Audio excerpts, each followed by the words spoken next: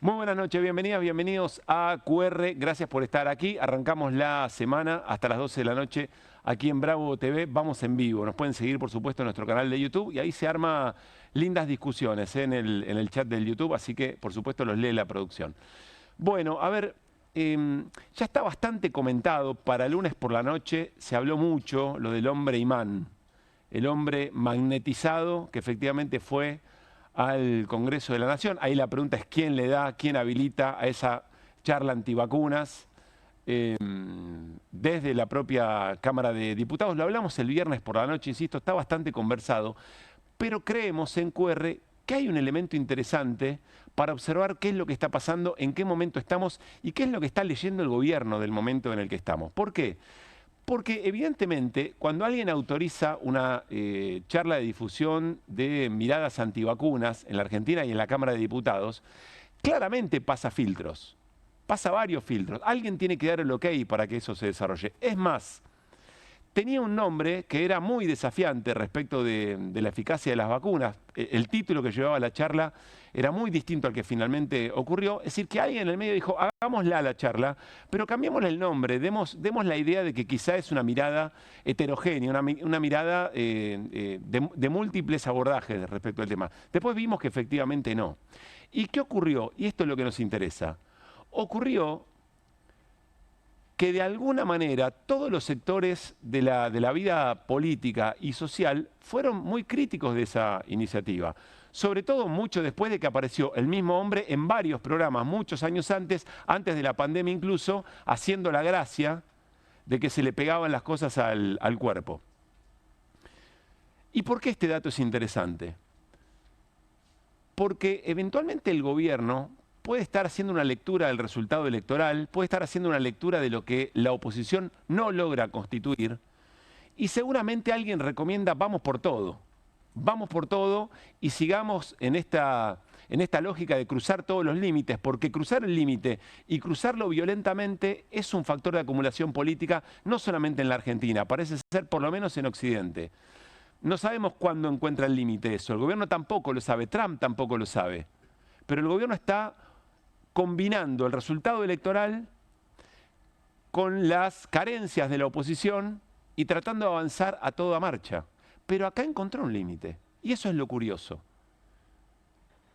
Ahí alguien trazó una raya, nunca es una persona, es el momento, es la sociedad, son los actores, es la lectura que hacen distintos sectores.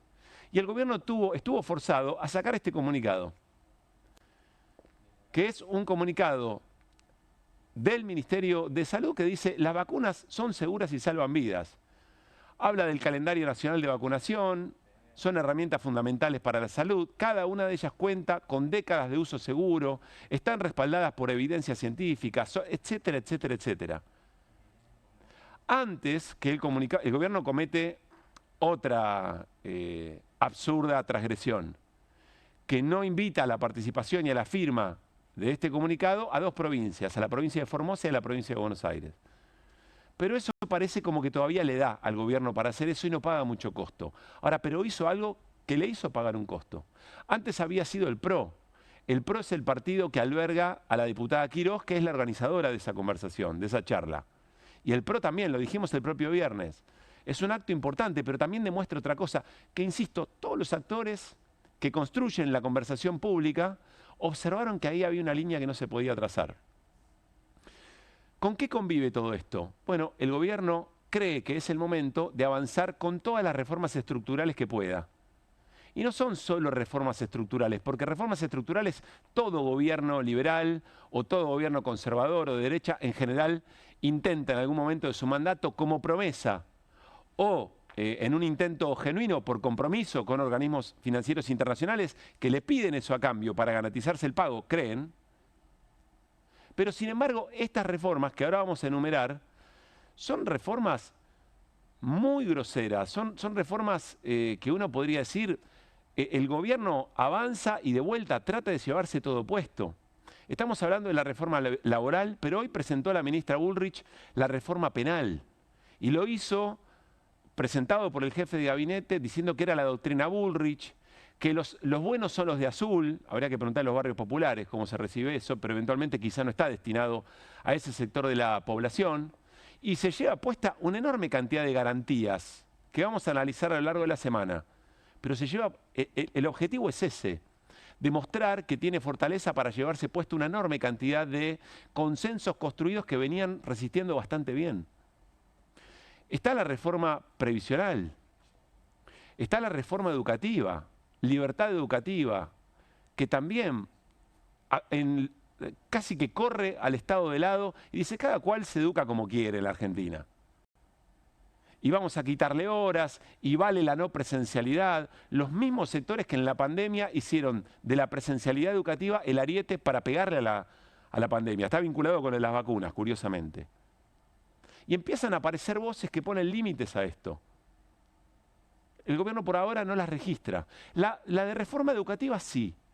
Vieron que la reforma educativa aparece un borrador, nada es casual, quizá tanteando un poco el clima, y después tuvieron que replegar un poco el asunto. Pero sin embargo llegó y generó alertas. Ahora, la reforma laboral también. Y no el equipo de análisis de QR. El propio economista liberal conservador Carlos Melconian hace un tiempo lo dijo, ¿se acuerdan? Y es muy interesante porque Melconian no solamente se queda en la laboral, en ese momento menciona todas las reformas estructurales que el gobierno quiere hacer. Y lo decía de esta manera, presten atención. Yo le bajo un poco los decibeles a esas reformas en términos de lo que puedan significar ya en la calidad de vida de la gente. No hay ninguna reforma, ni previsional, ni laboral, ni tributaria, que sustituya, como mínimo voy a decir, para tomar el riesgo adecuado, como mínimo en el 2026. No hay ninguna de esas que sustituya a reformular la política macroeconómica. Con esto quiero decir que no hay ninguna reforma laboral que le vaya no a cambiar la vida de la gente o reforma tributaria o demás, sino que pueda ser sustituto de los problemas de acumular reservas, ser competitivos, reanudar el crédito y monetizar la economía. Todos esos eventos no están vinculados a reformas estructurales. Las reformas en el desierto del Sahara son imposibles de hacer. Es muy interesante lo de Melconian, no es nuevo, es de ya hace unas semanas, de cuando empezó el debate por la reforma laboral.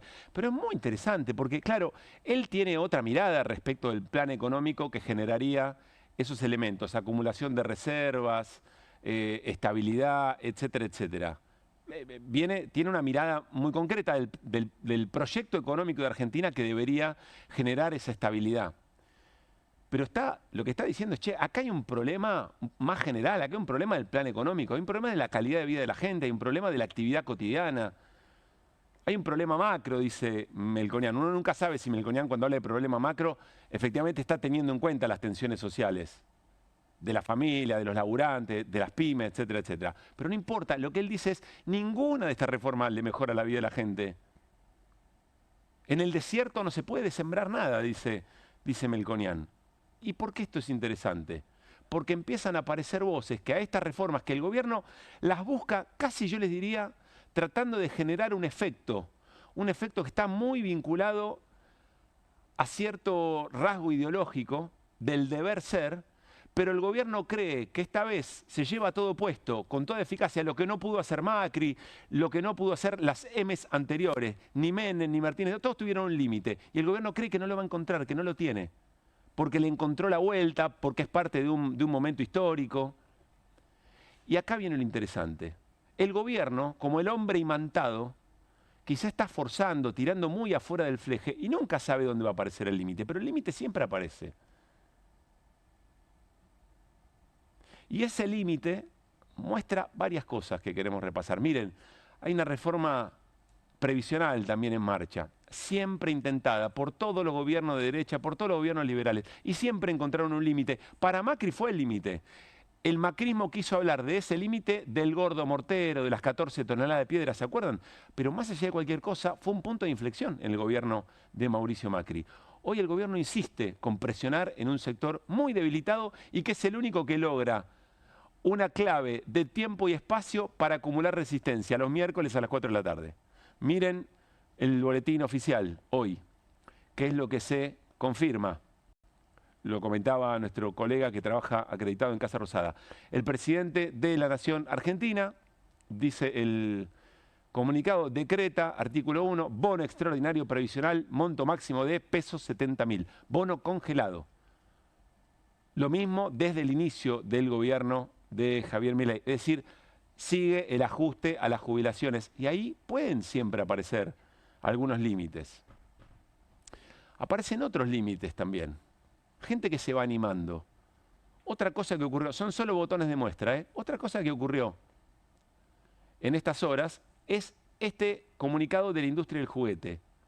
No se salva ni Papá Noel, el Grinch libertario. La industria del juguete alerta por una Navidad con ventas a la baja. Solo en el último año la cantidad de empresas importadoras pasó de 199 a 530. Todavía no se manifiesta como tal, pero se va acumulando un límite. Porque ahí hay empresarios que cierran, algunos se pueden reconvertir, pero seguro hay laburantes que pierden su trabajo y que dejan de comprarle, o por lo menos le compran menos juguetes para su familia, para sus hijos y sus hijas. Hay otro elemento más, tiene que ver con esto que publicó Andrés Lerner de ámbito financiero, nuevo boom. Se dispara la importación de ropa usada y el Made in China llega a la salada. El volumen se multiplicó por 40 en los primeros 8 meses del 2025 respecto del 2024. Ropa usada. Me hace acordar, ¿se acuerdan cuando durante el gobierno de Macri había toda una suerte de hashtag, no existía en ese momento, pero había un hashtag militando la crisis? Alquilá tu balcón, alquilá tu living, militando el ajuste. Ropa usada. Están al borde de... Están jugando fuerte, muchachos, ¿eh? Hay quien puede leer esto como una humillación. Uno nunca sabe, insisto, no lo decide ni un conductor de televisión, ni un referente de la oposición, ni una organización social. Ninguno decide cuál es la chispa, dónde se marca la línea concreta. Pero el gobierno va avanzando a como dé lugar a exponer a la sociedad a todas estas situaciones. Pero empiezan a aparecer algunas voces que se animan. Miren lo que pasó en una charla habitual del gobierno porteño con vecinos y vecinas de la ciudad en el barrio de Liniers. Allí una vecina que se estaba por ir porque había ido una antes, que había ido otro funcionario, le gustó. Después salieron a decir que en realidad había infiltrado la charla. Ella dijo, no, de una charla hoy por la mañana. No, yo no soy infiltrada, yo soy anticá. Y voté a Larreta. Esto con Larreta no pasaba, dijo esta mujer que filmó esto, miren. Si a mis hijos los roban, no los roban. ¿Por qué sos maleducada? Sí, acá de los gringos son vos.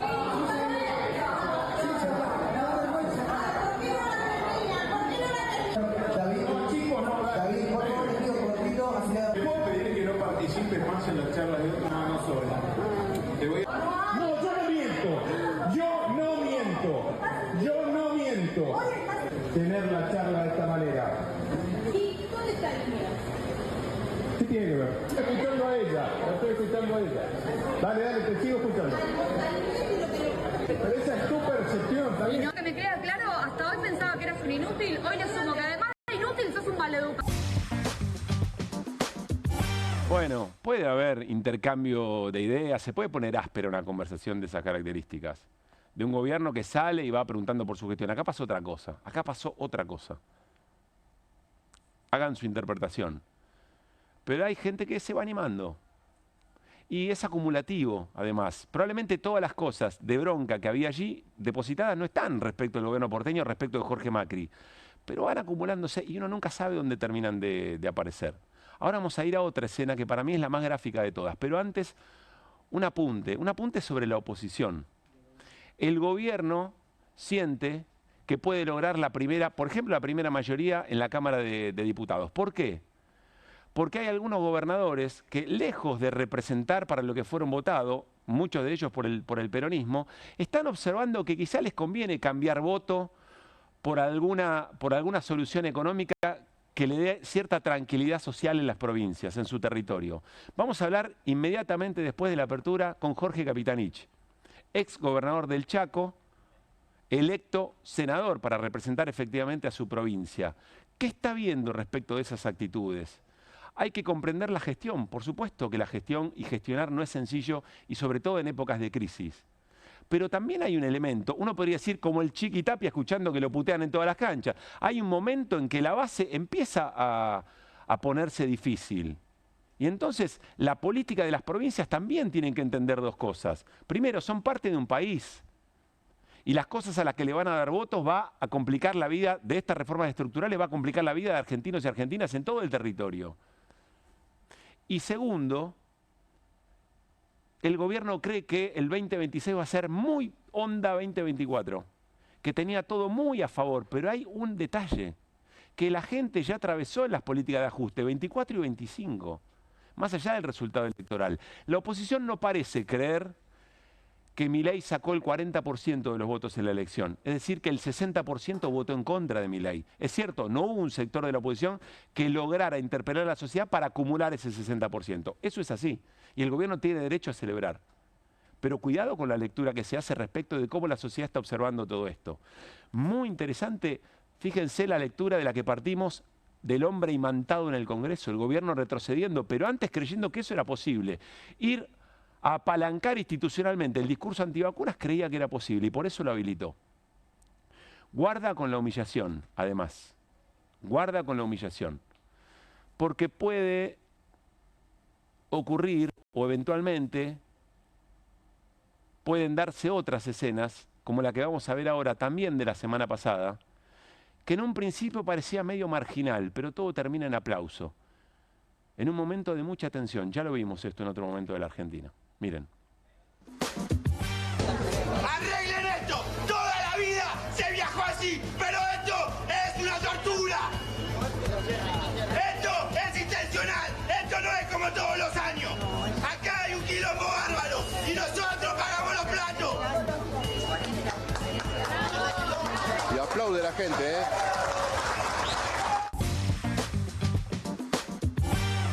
El graf de la publicación decía, la gente se cansó de los sindicalistas. Pensemos si eso efectivamente es así. Probablemente haya enojo por una mala representación de sus intereses. Eso es un asunto. Me parece que ahí estaba pasando otra cosa. Lo que más me llamó la atención son los aplausos del final. Porque al principio parecía, no, bueno, qué incómodo, mirá cómo... Y después algo dijo ese hombre, nosotros estamos pagando los platos rotos. De todo lo que, y ahí completemos, nos prometieron que iba a pasar y no pasó, de la que venimos sufriendo de muchos años hasta acá. Es un enojo con la política, con toda la política, con una manera de hacer política, ¿con qué? La oposición tiene una oportunidad, hay que ver si se la cree y si logra efectivamente construir esa representación. Porque la oposición también es responsable de construir ese límite, pero, así como solemos decir cada vez que hablamos de la inflación y los bajos salarios y decimos, el ancla sos vos, el ancla es tu bolsillo vacío para no ir a generar mayor demanda y entonces que nadie pueda meterle mayor precio a las cosas porque no le vende a nadie. Bueno, acá también, el límite sos vos. El límite somos nosotros. No hay un reglamento, no hay un manual, nadie tiene la capacidad de decir, acá vamos a trazar el límite, pero los límites existen. Y por más que pensemos que las lógicas de la política cambiaron en todo el mundo y ahora vale todo, es muy interesante lo que pasó con Jorge Macri, es muy interesante cómo se expresa la gente en el momento de pasarla tan mal, es muy interesante lo que pasó con ese hombre imantado. Por más que parezca una cosa muy chiquita, en QR creemos que estamos leyendo algunas otras cosas más. Arrancamos QR, ya hablamos con Jorge Capitanich, lo hacemos como siempre con la voz del día. El déficit fiscal es la piedra angular de nuestro plan de gobierno. Nos referimos a esto: menos inflación, a menos impuestos, a más inversiones, a más estabilidad, a más trabajo, a más futuro para todos. ¿Cuántos empleos privados se perdieron?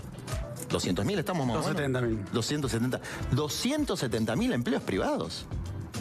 ¿Y eso es exitoso? El colectivo, el subte, todo te sube, menos el sueldo. Y ahora no sé si mis patronas no me van a correr porque les tengo que pedir aumento por el tema del boleto. Una miseria con estabilidad, donde la estabilidad es más apreciada de lo que es denostada la miseria. Si alguien me hubiera dicho que yo iba a vivir esto, como profesor universitario en algún momento de mi vida, lo hubiera negado. Como también no hubiera pensado jamás que se nos murieron 10 chicos por tos convulsa en los últimos días. Nosotros hicimos la asignación universal por hijo y ustedes la aumentaron 500%, por eso tienen menos pobreza. Ustedes que no son planeros. Con este modelo vamos a tener un estancamiento que va a terminar desilusionando a todos los que votaron a Milei. Nosotros perdimos 120.000 puestos de trabajo directos entre junio del 23 y junio del 24. Estamos en una crisis terminal del sector. Este gobierno vino a destruir la industria. La casta parece que somos nosotros, los empresarios, las pymes. Y si hablamos de alimentos,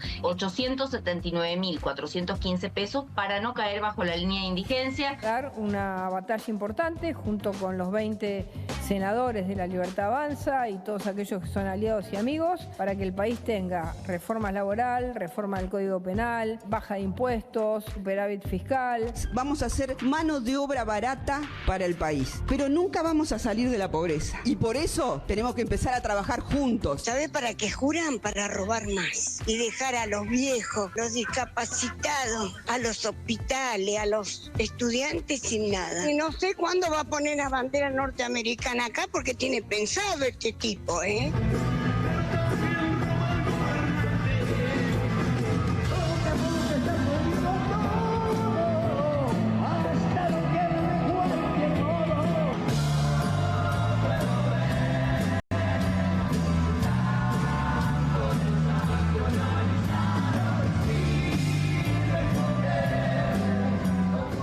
Muy bien, muy buenas noches nuevamente y al equipo de QR tenemos muchas historias para compartir con ustedes. De Irina Hauser, hola Iri, ¿cómo te va? ¿Qué tal? Buenas noches. ¿Qué dice Mariano Hamilton? ¿Qué tal? Buenas noches, ¿cómo va Pablo? ¿Todo Gran bien? remera trajo hoy el querido Mariano. Hola Guido, ¿cómo estamos? ¿Qué tal? ¿Cómo ¿Bien? estamos, Pablo? Todo en orden. Ya lo saludamos a Jorge Capitanich, pero ¿vieron esa laburante que estaba en un medio de transporte que dice, bueno, yo ahora no sé si me van a rajar, porque el aumento de transporte se lo voy a tener que pedir a mi patrona, dice, y no sé si se la va a bancar? Es muy interesante. Yo recuerdo a Cristina, le pedí a la producción a ver si lo podíamos encontrar, hace ya unos años, que Cristina decía, che, si se zarpan con las tarifas, los empresarios no la están viendo, porque se lo van a trasladar a la discusión paritaria. Como todo está muy entramado, pero bueno, se sobregiran, ¿no? Pero el transporte ya viene aumentando bastante, digo, y eso se viene bancando. Digo, no lo digo para justificar nada, digo, se están soportando cosas muy extremas. Entonces ahora, bueno, por ahí nos sorprendemos por una expresión de estas características, pero... No, el saber popular también, te está diciendo claramente cuál es el destino de eso, es ir a reclamar por sueldo y después puede pasar cualquier cosa de ahí. Ella lo sabe, está en riesgo, pero tiene que ir a pedir, porque no le alcanza si no. Y si no, trabaja para pagar el claro, pasaje. Exacto. Bueno, pero es lo que viene pasando, que uno labora para pagarse las cosas básicas, ¿es así? Sí, pero una cosa es pagarte las cosas básicas, otra cosa es ir a pagar, para trabajar, para viajar, para ir a trabajar. Claro, sí, el ingreso disponible, o sea, cuando le restás los costos fijos de vida, como el transporte o los servicios que han aumentado muy por encima de los bienes, desde la asunción de Javier Milei, te da cuenta de que te queda un porcentaje muy chiquito del sueldo para vivir. Y además empalma con la discusión respecto de la reforma sindical que quiere hacer el gobierno, porque vos debilitás a los sindicatos, entonces la señora queda mano a mano con su patrona para dar esa discusión. Lo sumamos a la charla. Sí. Mano a mano más o menos. No queda mano a mano. No. En la desigualdad, pero queda sola. Eso quise decir. Tenés razón, buena acotación.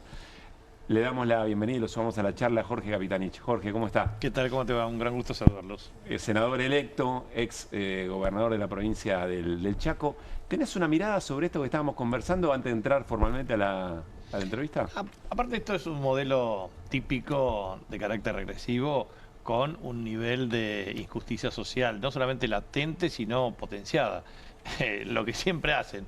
Por un lado, ustedes recordarán que desde 1976 en adelante, con el plan Martínez de Osvidela, se hizo exactamente lo mismo. Tipo de cambio con apreciación, el esquema de la regulación monetaria de la balanza de pagos, este mecanismo de desindustrialización fratricida, aumento de la tasa de desempleo, que en ese sentido era friccionalmente más baja, pero objetivamente una licuación salarial tremendo. Y eso desembocó obviamente en una crisis financiera que implicó una crisis bancaria y un deterioro significativo de la calidad de vida del pueblo argentino. Esto es exactamente lo mismo. Yo tengo la apreciación de que este es el peor gobierno existente, el más inútil, el más inoperante, porque voy a plantear algunas cuestiones básicas. Digamos. Sí. Primero, aparte de liberal y libertario no tienen nada, porque la verdad que si quisiesen ser liberales tendrían que ser mucho más liberales, pero la verdad que ni siquiera lo son. Entonces, bastante interventores sos, decimos. Pero aparte le controlan el tipo de cambio, intervienen en el tipo de cambio para generar carry trade, una especulación financiera sin límites, con el objetivo de deteriorar significativamente la base productiva y el salario. Ahora, por lo tanto, Jorge, lo que digo es, sí, es una política deliberada. Y aparte, vamos a plantear algunas cuestiones básicas. Por ejemplo, a ver, tenés 9.000 kilómetros de rutas en la República Argentina que están sometidas a un proceso de licitación. ¿Hace cuánto? Hace 2 años. Ni siquiera la adjudicaron. Ahora, vos no podés transitar ya por gran parte de las rutas del país porque el deterioro es muy significativo. Cuando ellos dicen, tenemos que ajustar por el Consejo de Mayo 25 puntos del PIB el gasto público, lo cual es un delirio absoluto, digamos, porque en realidad de 45 puntos de 2015 lo quieren bajar a 25, o sea, 20 puntos, cuando efectivamente existe demandas sociales de carácter incremental. Pero a su vez tenés el gran problema, no solamente en materia de infraestructura pública. Yo tengo una visión, digamos, de que Argentina tiene un problema, una tendencia secular al estancamiento, y eso se advierte desde 1975 en adelante, salvo periodos como 2003-2015. Pero ¿qué pasa en Argentina? Primero, que tenés restricciones irresueltas, tenés reglas incumplidas y tenés políticas fallidas. Ahora bien, ¿cuáles son esas restricciones irresueltas? Bueno, la restricción energética que ahora se está resolviendo. Ahora, esa restricción que se está resolviendo por producción de gas, petróleo, combustibles líquidos en forma potencial y que puede efectivamente generarte 33.000 millones de dólares de exportaciones hacia el año 2033 o 36.000, la verdad es que si no tenés una red de proveedores locales, si no tenés una capacidad de generación de cadena de valor que te multiplique el empleo de buena calidad y buenos salarios, la verdad es que es mero extractivismo. Lo mismo respecto a minerales. Y el RIGI garantiza eso de alguna manera. Lo mismo para minerales estratégicos. Entonces, o lo mismo para la producción alimentaria. Vas a poder tener definitivamente un esquema del sector externo con un flujo de saldos positivos en cuenta corriente, en tanto y en cuanto efectivamente tenés vectores que traccionan flujo de divisa, pero que efectivamente no tienen impacto en el desarrollo.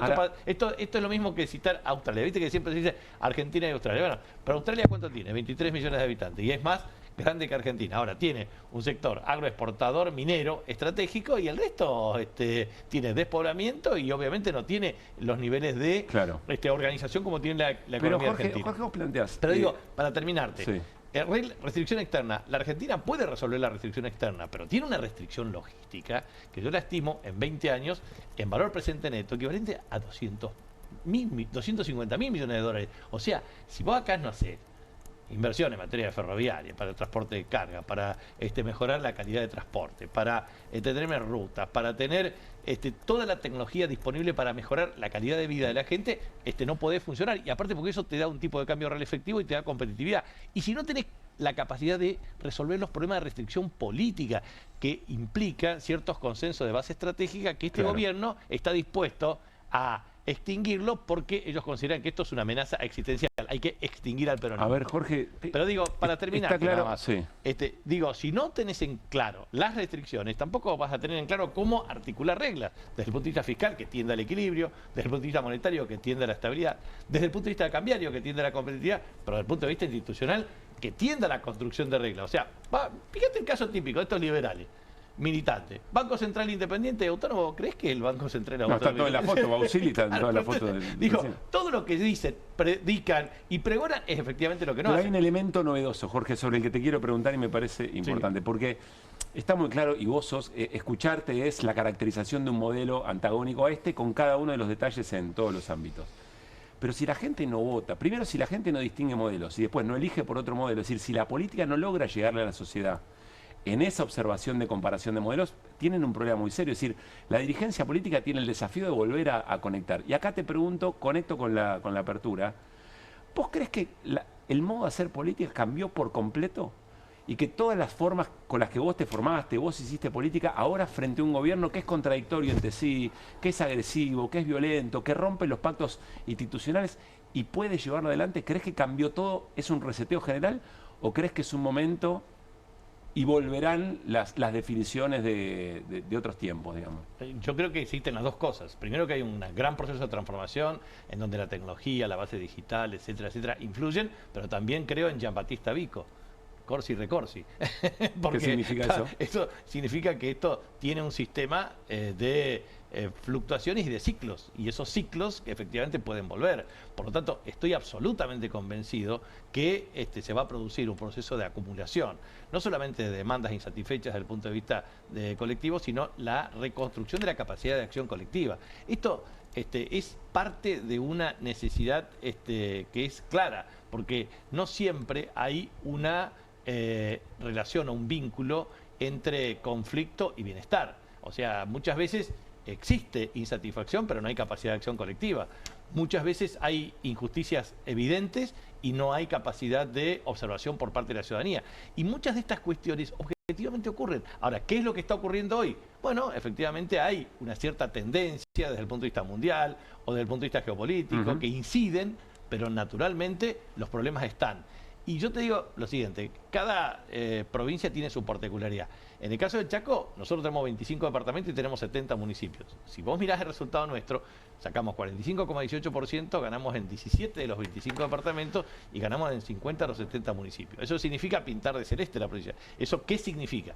Que hay sectores urbanos de mayor concentración relativa que tienen una percepción medianamente uniforme de estas tendencias. Pero eso cambia. Y eso va a cambiar, porque... ¿Y la política tiene que esperar a que eso explote y que cambie o tiene que forzar ese cambio? No, tenemos que ser instrumentos catalizadores de procesos de cambio. Por eso hay que generar mecanismos de anticipación. ¿Yo qué es lo que propuse el otro día en un debate dentro del partido y dentro del Congreso? Primero, tenemos que tener agenda legislativa. La agenda legislativa tiene que tener dos elementos. Primero, unidad. Y segundo, agenda, porque si no, solamente somos meros receptores de las iniciativas del oficialismo. Nosotros tenemos que tener... decir que no. Y claro, para decirle que no, exacto. nada más. Entonces nosotros tenemos que tener agenda propia. Y agenda propia significa agenda internacional, agenda nacional, agenda regional y agenda provincial. Yo, ¿qué es lo que veo en el Congreso ahora? Vos vas a ver distintos mecanismos, porque ahora lo que se discute claramente es a ver quién tiene mayoría para discutir en las autoridades de las presidencias de las cámaras y los sectores estratégicos. Que es importante, ¿no? Es muy importante. Es el ritmo del Parlamento. Exacto, por eso los gobernadores no tienen que ser cómplices de ese armado. ¿Los ves en esa tendencia? A ver, yo creo que hay de todo un poco, pero creo sinceramente que vas a observar en los próximos 12 a 18 meses un mecanismo de contribución de consensos que se va a dar de distintas características. Para temas regionales, quizás haya un consenso mucho mayor que el mismo gobierno se espera. Por ejemplo, y qué sé yo, Tratado de Integración Regional del Norte Grande, o regulación de convenios de cuencas interjurisdiccionales, o también en casos de provincias. Las provincias están pasando muy mal. Si vos tomás el ajuste pleno, yo te diría que el 50% lo explica el territorio, explica la provincia. Y con la experiencia como gobernador, ¿tenés una obligación respecto de tu base? ¿Tenés que tratar de garantizar la gestión, etcétera? Totalmente. ¿Cuál es el límite entre esa necesidad de generar la gestión y e ir a prestar los votos para algo que puede ser muy dañino para el nacional? Después de 2 años de gobierno, ellos sumaron más provincias de las que tenían antes. Pero, o sea, es raro. Pero después mirá de 2 años de ajuste. lo que va a pasar en Chaco. Te aseguro que yo voy a defender los intereses de la provincia de Chaco, pero los dos que fueron elegidos por el oficialismo van a estar a favor de mi ley. Por lo tanto, te digo, por ejemplo... Pero ahí hay un vínculo político. Pero es así. Pero aparte yo te digo lo siguiente, por ejemplo... Pero no me sorprenderían los senadores de Esdero, me sorprenderían los senadores de otros gobernadores... Por supuesto, peronistas. Pero te quiero decir, voy a alguna cuestión concreta de alta sensibilidad. Vos tenés 24 jurisdicciones, 12 que transfirieron sus cajas y 12 que no. Dentro de los que no transfirieron sus respectivas cajas provisionales o sus sistemas provisionales, hay un sistema de compensación que este gobierno incumple. Bueno, ¿qué vas a votar? El caso Chaco. Chaco tiene ya una deuda de nación cercana a los 500 millones de dólares que se va agudizando en el tiempo. Provincia de Buenos Aires tenés 13 billones de pesos de deuda. Entonces, si sumás, efectivamente, acá hay un problema central del endeudamiento que toma el Estado Nacional a raíz o a costa de las provincias de Argentina. Segundo tema, obra pública. Te doy un caso vialidad nacional. Detengámonos ahí. ¿Cómo resolves esto? O sea, 500 millones de dólares, le va a ir al Graf, Chaco tiene una deuda de la nación, cerca de... ¿Cómo resolves? Porque el gobierno decide no pagar 500 millones de dólares y alegremente no lo paga. Exacto, y eso va acumulando un tema que pero ¿cómo es? ¿Cómo no hay una reglamentación? No hay nada ¿cómo que se indique resuelve? que lo tiene que pagar. Muchos accionan vía judicial, tarda un tiempo, pero después efectivamente impacta en el pasivo la deuda contingente del Estado Nacional. Entonces, ahí te digo un caso. El otro caso que te doy, un caso típico y arquetípico, el tema obras públicas, y te hablo de rutas, que es súper sensible. ¿Cuánto invertía Vialidad Nacional? Más o menos 2.000 millones de dólares para construcción de nuevas rutas, mantenimiento. ¿Cuánto invierte ahora? 400. ¿Cuánto debería invertir para que esto no estalle? 7.900. ¿Y qué ha hecho el gobierno? Acumulada. Claro. ¿Y qué ha hecho el gobierno? Y aparte, ¿quién lo paga? ¿Quién crees que paga el deterioro de una ruta? Vos como consumidor, porque te aumenta el costo de flete y cuando vos vas a pagar el precio de un bien, al final te ponen un precio adicional que tiene que ver con el costo del deterioro que sufre el vehículo. Y no vayas a matarte, ¿no? Claro. Exacto, y eso aumenta la siniestralidad. Como otras cosas que no estamos viendo. El aumento de la tasa de suicidio es un problema serio. El aumento de la tasa de suicidios y sobre todo de adolescentes es tema significativo, o de adultos mayores también, o también el caso de femicidios. Todas cuestiones que se están ocultando de una manera significativa y es parte del problema. Entonces, yo digo, a ver, de nuevo, los temas no son fáciles en un contexto difícil. Yo no le he hecho, si vos querés, podés echarle toda la culpa al gobierno por un problema de diferenciación cualitativa y cuantitativa de modelo. Pero vamos a plantear la realidad. La realidad siempre es compleja y cualquier gobierno tiene dificultades. Ahora, lo que queda claro es que por este camino no solamente no lo vamos a resolver, sino que lo vamos a agudizar. Jorge, ¿cómo se revierte vos recién hablabas de tener una agenda para la oposición debería tener una agenda para poder confrontar con el oficialismo? ¿Cómo se construye esa agenda? Porque uno mira, por lo menos en el relato mediático o en el relato de la historia política, ve un oficialismo que sabe, no, vamos con la reforma laboral, vamos con la reforma educativa, vamos con la reforma en el Ministerio de Guerra, vamos con la reforma acá, vamos con la reforma acá, vamos con la reforma... Y la verdad yo no escucho demasiado que los proyectos de la oposición aparezcan también para confrontar. Nosotros tenemos más de 100 iniciativas ya elaboradas, pero te digo alguna cuestión concreta. Primera discusión que nosotros tenemos que tener es la ley de presupuesto. Por ejemplo, ¿hay más fondos para la CIDE? Perdón, Jorge, ¿nosotros quiénes? Digo, nosotros, nuestro espacio. Senadores y diputados que formamos parte del bloque que pertenece al justicialismo y que es parte de Fuerza Patria, Unión por la Patria. Bien. ¿Eso qué significa? Digo, acá la gran discusión es, a ver, muy bien, resulta ser de que vos le diste una reducción de 0.4, 0.5 de bienes personales no incorporados al proceso económico y decís que no hay plata para el Garrahan. Resulta ser de que vos le das plata a la CIDE, pero resulta ser de que no hay plata para las universidades nacionales. Resulta ser de que vos tenés Galperín, que tiene entre 60 o 100 millones de dólares y no podés financiar insumos y medicamentos básicos para hospitales. Bueno, eso significa prioridades, eso significa... Y discutamos los gastos tributarios, que vos podés, de acuerdo a cómo planificás, desde 4,5 puntos del producto a 3,46 o a distintos cálculos alternativos. Pero esos gastos tributarios, ¿a quién benefician? Claro. Van a beneficiar ¿Cómo a los recaudás y cómo se distribuye? Y entonces digo, pero esto es un dato objetivo. O lo mismo, yo creo que hay que discutir claramente mecanismos que tengan que ver con los problemas de cómo vas a resolver los problemas de formalización del empleo. Vos fíjate, te doy un caso concreto. Trabajadoras de casa particulares. ¿Cuánto hay? Y cerca de entre 415.000 a 435.000. ¿Cuánto deberían por lo menos estar regularizadas? Y para mí entre 1,5 y 1,8 millones. ¿Y qué tenés que hacer? Y bueno, régimen de simplificación, mecanismo de incentivo, y ahí es donde tenés que resolver el problema. Segundo tema, trabajadores rurales. Yo fui autor de la ley 26.377, una ley que es un régimen de corresponsabilidad gremial.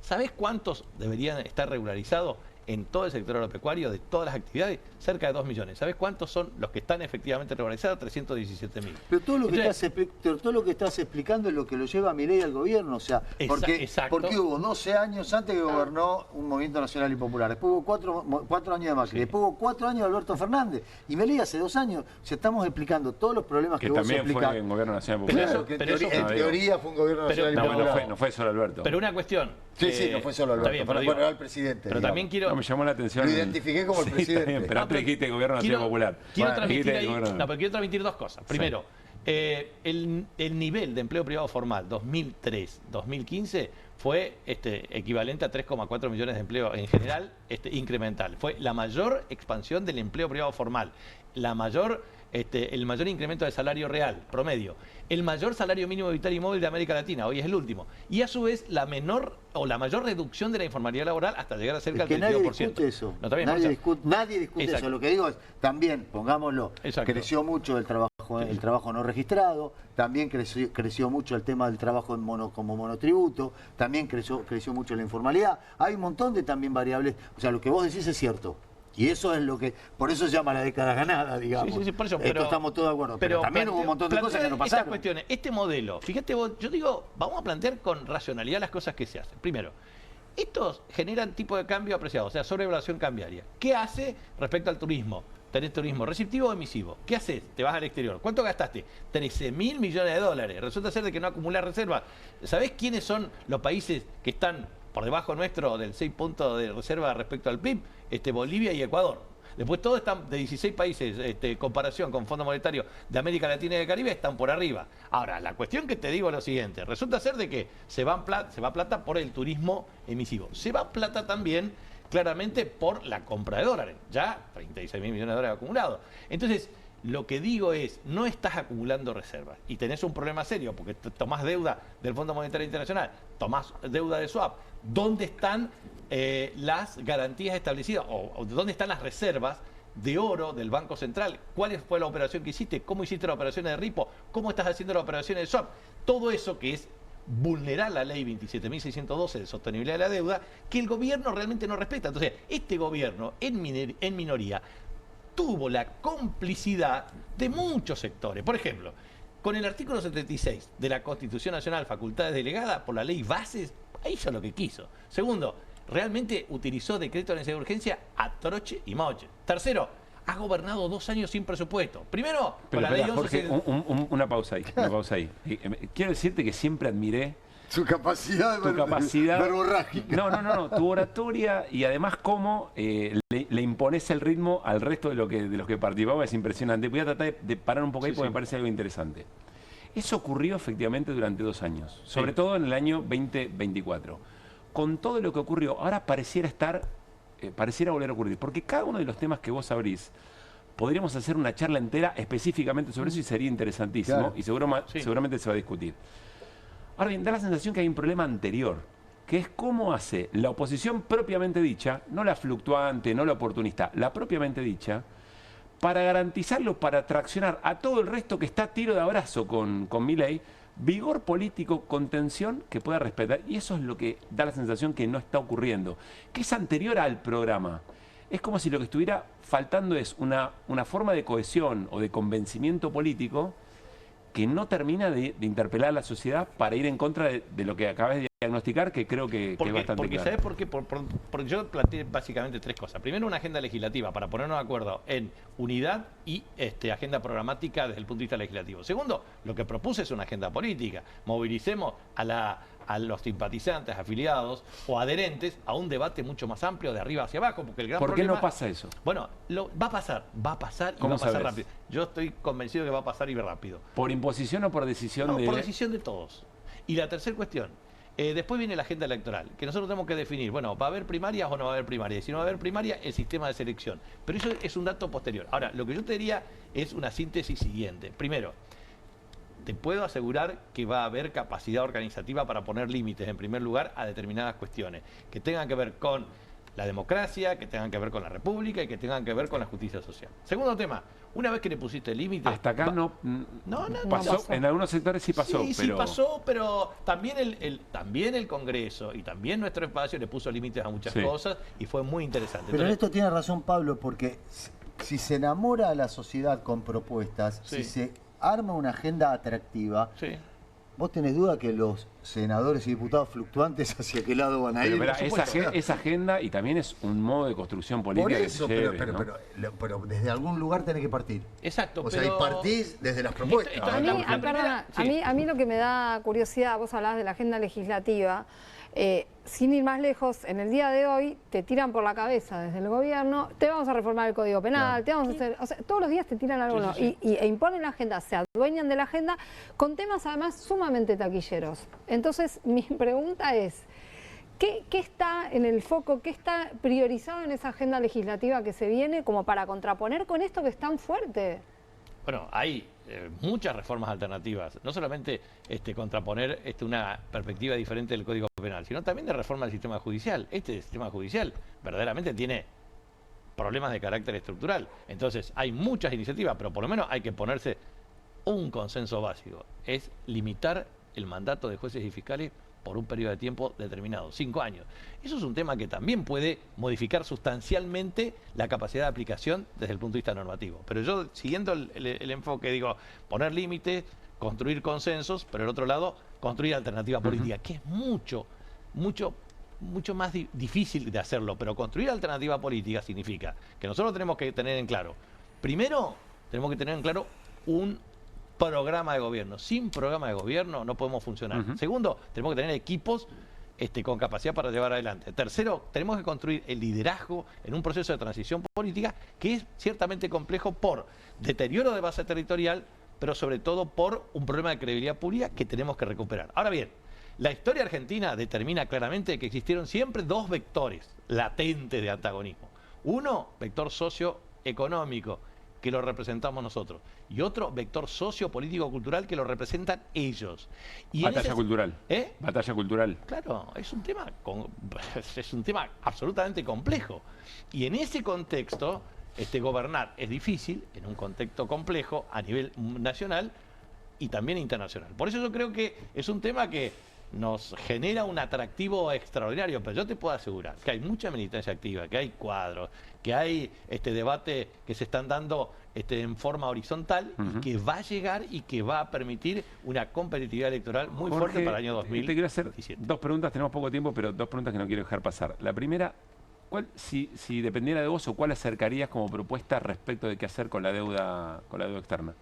Primera cuestión, nosotros tenemos que objetivamente decir lo que es necesario hacer, que es una denuncia internacional ante el Fondo Monetario Internacional, ante Naciones Unidas, que es el caso concreto de que la deuda con el fondo debería ser 18.000 millones de dólares estimativamente por la cuota. Ya se excedió en más de 1.300%. ¿Y qué hacemos con eso? No, digo, primero eso significa que el flujo de vencimiento de servicio de capital, interés y deudas tiene que ser compatible con la capacidad de pago conforme a los límites establecidos por su carta constitutiva. El resto tiene que ser motivo de una reprogramación que sea compatible con el crecimiento del producto.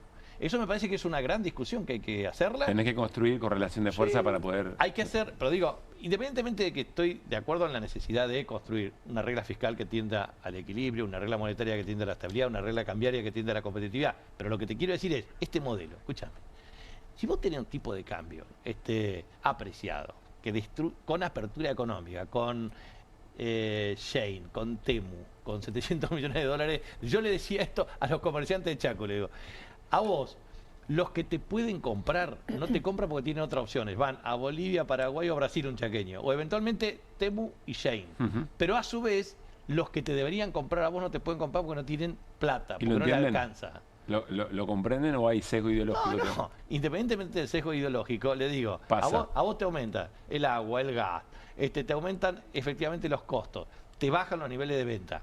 ¿Cuál es tu proyección? La quiebra. Pero esto es un dato objetivo. Ya no tenés que ser intelectualmente sólido, tenés que ser un tipo de sentido común. Jorge, me va a matar la producción, pero voy a agregar la segunda.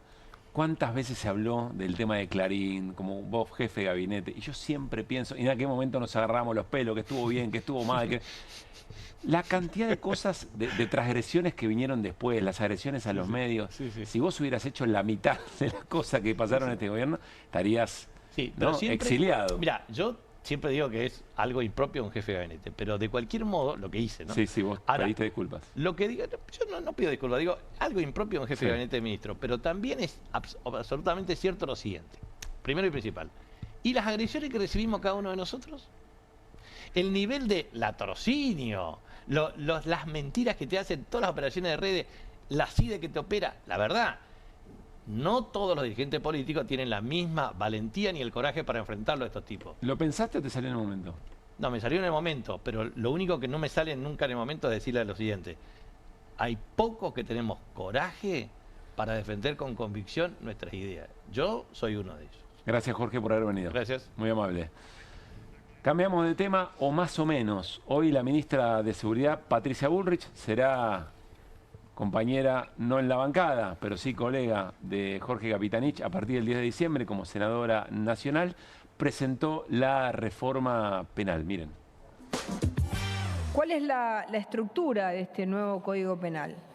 En primer lugar, dar vuelta la realidad de cuáles eran los más favorecidos por el Código. Los más favorecidos eran los delincuentes, los violadores y los asesinos. Y a partir de ahora, los favorecidos van a ser la sociedad en su conjunto y las víctimas. Este cambio es el cambio de doctrina que bien explicaba Manuel Adorni.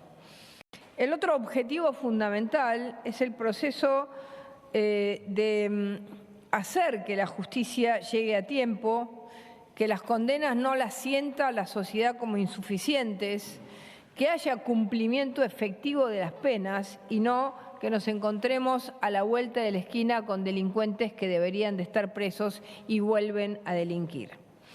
Esta idea de la puerta giratoria que el año pasado discutimos también en reiterancia, que son todos proyectos, tanto reiterancia, juicio en ausencia, ley antimafias, que se incorporan todos ellos al Código Penal para tener un solo cuerpo importante. Acá cambiamos de la doctrina del que las hace las paga y dejamos atrás la doctrina zafaronista. Bueno, habrá que ver después la letra chica. Ya vamos con Irina Hauser, que alguna información tiene respecto de qué querrá decir todo esto. Pero muy interesante cómo la presentó el jefe de gabinete y vocero al mismo tiempo, Manuel Adorni. Los buenos son los de azul, dijo Adorni, miren. Un mundo del revés, donde el victimario era visto como la víctima y donde los delincuentes caminaban libres por las calles, mientras los argentinos debían encerrarse tras las rejas en sus hogares. La doctrina Bullrich vino para poner fin a este libertinaje. Vino a poner fin a ese régimen anárquico que les ataba las manos a las fuerzas del orden y obligaba a la gente a defenderse por sus propios medios. La doctrina Bullrich vino a defender a los argentinos y vino a defender a los que los defienden. Porque un país serio, es aquel que entiende que la policía debe ser respaldada para poder actuar y cuidar bien a sus ciudadanos. Los buenos son los de azul, aunque durante años hayan intentado convencernos de exactamente lo contrario. ¿Qué, Mariano, qué? ¿Qué pasa? ¿Cuándo todos los delincuentes caminaban por la calle? La gente se defendía por su propio medio. ¿En qué país vivimos? Bueno, me da buena... Estábamos, John Wayne. Me da buen pie para a su vez darle un pie a Irina. No. Irina va a detallar, pero parece haber mucho de humo, mucho de demagogia punitiva, pero algunas cosas sí son concretas en el hueso del intento de reforma, Irina, ¿no? Sí, igual hay una cuestión que aclarar, que es que todavía no está pulido el proyecto definitivo, ¿no? Hay una propuesta que la hizo una comisión de donde sale todo esto, que la encabezó un juez de casación, que es Mariano Borinsky, pero lo que estaban diciendo... que esto no es un detalle menor, ¿eh? No, te iba a decir. No es un detalle menor, porque además es uno de los jueces que se ha encargado de sacar varias sentencias, o sea, es juez y legislador, antipopulistas. Digamos. Sí, ponele. No estaba mal que haya participación plural, digamos, en las comisiones que hacen estos proyectos, pero acá era todo bastante sesgado. Bien. Y muy a medida de esto que quiere... Como Borinsky. Claro. Exactamente, de esto que quiere Borinsky, que recordemos era uno de los visitantes frecuentes de Mauricio Macri en la Quinta de Olivos, ¿no? De los que iban a jugar al tenis y al pádel, él era principalmente la persona. Bueno, primero aclarar esto, que faltan unas horas o capaz unos días para que se conozca el proyecto definitivo, pero evidentemente acá hay algo muy llamativo que es la ministra de Seguridad anunciando un código penal. Vos explícame, ¿qué tiene que ver la seguridad con el Código Penal? O sea, ¿dónde está demostrado que el endurecimiento de penas, por ejemplo, trae más seguridad? Pero va al efecto, ¿no? El efecto del que las Es hace un la paga, de la mensaje. doctrina Sí, Bullrich. es un claro. mensaje, no es más que eso. De hecho, vos siempre decís por que eso hay... yo le preguntaba recién a Capitanich por esta cuestión, porque ellos instalan el mensaje con mucha facilidad. Te aseguro, porque además me cansé de rastrear esta cuestión de alguien que me demuestre que el endurecimiento de penas genera situaciones de mayor seguridad en las sociedades. Y no hay, no existe. De hecho, hay algo muy llamativo, que es que la propia Bullrich se viene jactando de que bajaron los homicidios. Y te está hablando de que tiene que endurecer las penas, que tiene que elevar el monto de la pena máxima para los homicidas. Esto es, no sé cómo, qué sé yo, no... Sí, no hay palabras para definirlo. Sí, es la nada misma. Y es muy probable, seguramente lo explicarán cuando salga el texto definitivo, algunos especialistas, que hagan lo que, o sea, que termine pasando lo que pasa siempre, que es que queda descompaginado el código, ¿no? Y que siempre vale mucho más el derecho a la propiedad que el derecho a la vida, por ejemplo. Acá te dice, no, te voy a levantar la de los homicidios. Vamos a ver qué pasa con otro tipo de delitos. Endurecer las penas, además, una de las cosas que provoca es que te levanta la tasa de encarcelamiento. Y las cárceles están explotadas. Ya tenés las cárceles explotadas. ¿Se acuerdan todas las fugas que hubo de comisarías este año de gente que estaba cumpliendo condenas en comisarías? Algo que no se puede. En Capital Federal. Acá en la Ciudad de Buenos Aires. Sí, bueno. No se puede hablar de eso en muchos canales. Acá lo decimos. Acá lo decimos. La cuestión de que las personas, hay una cuestión de concepto que yo sé que es antipático decirle y que va contra el mensaje del gobierno, pero que forma parte por lo menos de mi modo de ver la utilidad del derecho penal. Si vos estás planteando que una persona se tiene que pudrir en la cárcel, ¿dónde está, primero, la Constitución Nacional, que las penas son para, para seguridad, ¿no? Y además para reinserción social? Claro. ¿Dónde está ese principio constitucional? Esta reforma es más un ojo por ojo, digamos, ¿no? Que sufran. Ojo por ojo, que sufran y que no vuelvan nunca más. Sí. La pena de muerte está a un pasito, digamos, ¿no? Y además, una cosa, o muerte en vida. Algo más elemental. Dale, pregúntate por qué el delito. ¿Por qué? ¿Dónde está el origen del delito? El origen del delito está en el desaguisado que está provocando el gobierno y que ya lo han provocado otros gobiernos en la estructura social, ¿no? Y este gobierno además que está generando, que ellos dicen que bajan la pobreza, pero ya estamos viendo la cantidad de empleos que se van perdiendo. Y después hay toda una cuestión muy... yo creo que además va a tener cuestionamientos desde el punto de vista jurídico, que es lo de la imprescriptibilidad de cualquier delito, ¿no? Hablan de corrupción, ¿no? En concreto. Sí, bueno, pero hay una cosa que se llama garantía de plazo razonable para que te juzguen. Es que es mundial, no es que se nos ocurrió a nosotros. Pero esperen, porque estamos en un momento en el que pareciera que vale todo, que se pueden animar a cualquier cosa. Bueno, están haciendo eso. No solamente en la Argentina, digamos, Trump te dice de un día para otro te subo los aranceles a 75 o desembarco con el portaaviones más grande del mundo frente a Venezuela. Y hay como una... Por eso en la apertura decíamos, el gobierno cree que va por todo y que puede efectivamente llevarse todo puesto y hay que ver cómo empiezan a jugarse los límites. Te quiero agregar algo más. Acuerdo obviamente con lo que estás planteando. Como preocupación, ¿no? Como certeza. Sí, ¿no? Obvio. Y también acordamos con el tema de que hay que ver cómo se van a empezar a poner los límites. Porque eso, vos vas hasta que en un momento no, y además te digo en serio, quiero ver el texto, porque este es el golpe de efecto, ¿no? Claro. Sí. Esto que dice Adorni, los policías son los buenos, ¿no? Los buenos son los uniformados, los de azul son los buenos. Sí.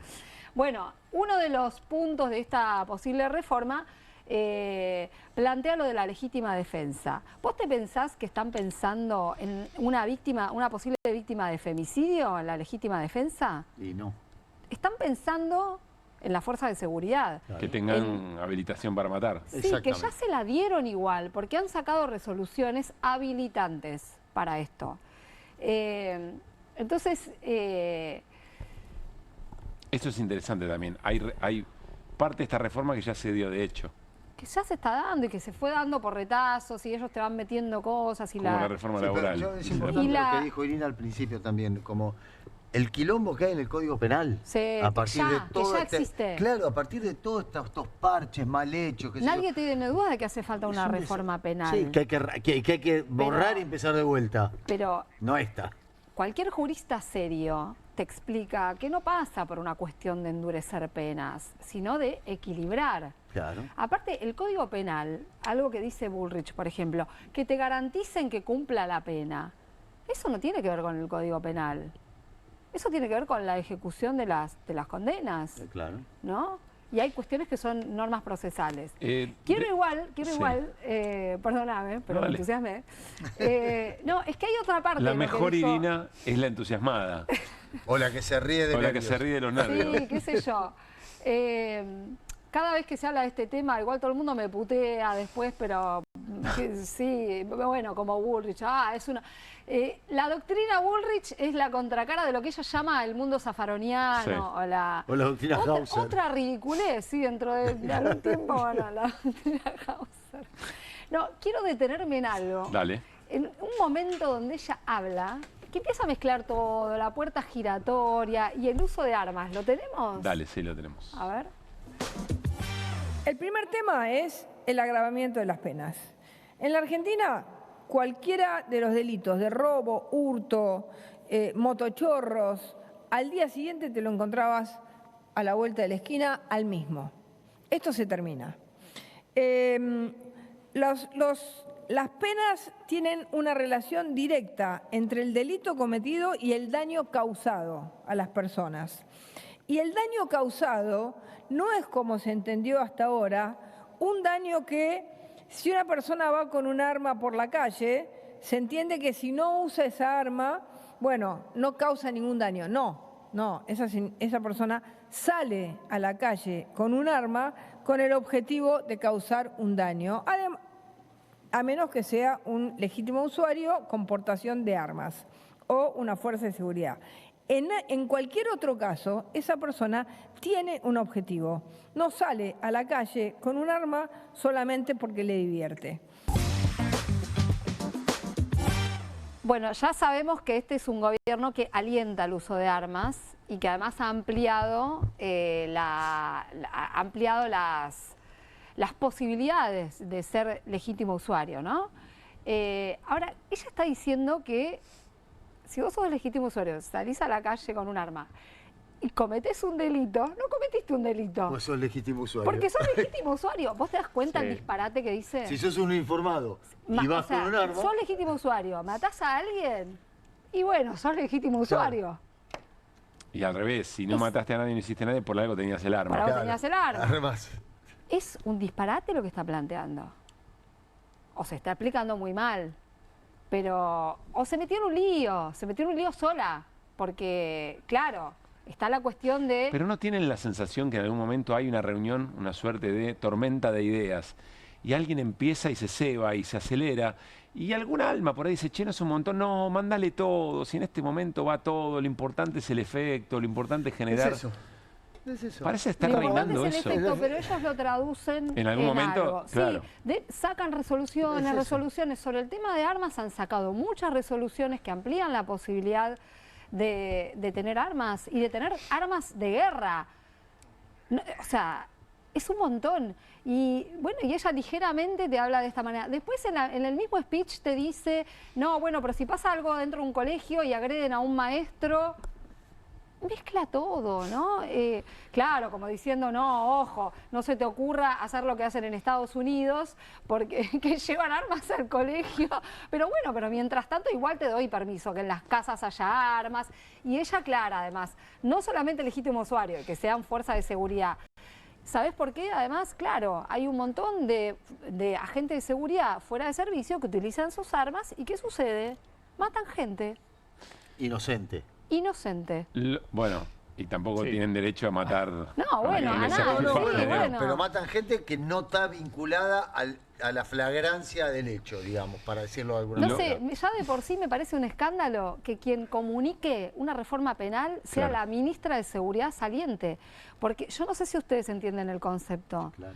Pero, o sea, convertís al Código Penal en un problema, en un tema de seguridad y no es así. lo brillante del momento y del segmento Catarsis Hauser es que nos explique y nos hace llegar el mensaje con muchísima claridad. Listo. Ahora volvemos a Irina con más temas, por supuesto. Enseguida hablamos con Darío Pignotti, que es periodista en Brasil, periodista argentino, radicado en Brasil hace muchos años, porque Luis Ignacio Lula da Silva, el presidente brasileño, decidió un impuesto para los más ricos y eximir de algunas cargas impositivas a 25 millones de brasileños y brasileñas.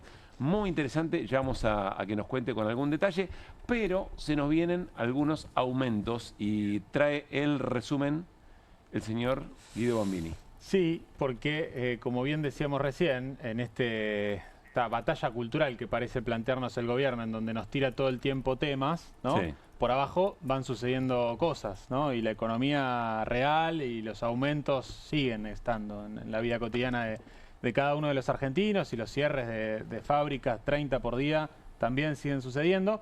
Tenemos los aumentos del mes de diciembre y algún adelanto de del dato que cerraron las consultoras para el mes de noviembre de inflación, que se va a conocer a mediados, entre el 11 ahora de diciembre. Vamos a las placas para repasar un poco cuáles son los aumentos de diciembre. Aumentan 4,3% colectivos, subtes y peajes en Cava y 14,8% en la provincia de Buenos Aires. No venían aumentando los de la provincia de Buenos Aires. Se va el pasaje mínimo del colectivo en la provincia a 658 pesos, en Cava 593 pesos. 600 mangos el boleto colectivo. El boleto de colectivo. Sí, están aumentando. Luca 2, ir y volver si te tomás solo uno. Sí, y eso si no viajas en subte, porque el subte ya estamos hablando de medio de un transporte de lujo. Son 1.206 pesos el tramo cuando funciona, porque está funcionando medio mal, y ahora también vieron que se forman muchas colas por el pago con QR o por el pago con el celular. Está muy mal armado. Tendrían que agilizarlo a ese tema. Pero bueno, los aumentos relacionados a transporte están aumentando 2% por encima de la inflación del mes previo. Esa es la pauta de aumento que tiene pactado. Los peajes también en hora pico, 4.900, el de las autopistas Perito Moreno y 25 de Mayo. 2.000 pesos el de la autopista Ilia. Y después también tenemos subas, vamos a la siguiente placa, en otros rubros, también en energía, digo, en luz y gas. Ya contamos que a partir de enero cambian el esquema de subsidios, pero durante diciembre va a haber un aumento del 2,8% en luz y gas, 3% en agua, en el área metropolitana de Buenos Aires. Importante aumento de cable y telefonía, bastante por encima de la inflación proyectada para el mes de noviembre. Sí, no en sintonía con la inflación del 2,5 de noviembre ni con lo proyectado para diciembre. También prepagas 2,3% y los alquileres que se pactan con la ley anterior están en el orden del 27% de aumento, si es interanual. Los que se están, por relevamientos de mercado, los que se están pactando por fuera de la ex ley de alquileres, están en el orden del 40% de ajuste anual, ¿no? Por encima de la inflación del orden del 30%. Eso es lo que nos contaba Gervasio Muñoz la última vez que estuvo con nosotros. Se habla bastante poco de esto. Se habla bastante poco. La desregulación de este sector también hace que, como decíamos al principio del programa, no es de igual a igual la negociación, la discusión. Sí. Así que sí, los que están por fuera de la ley, de la ex ley de contrato de alquileres, están unos puntos arriba de la inflación interanual. Y después la última cuestión, cerraron los datos de inflación de noviembre, lo tenemos en la última placa.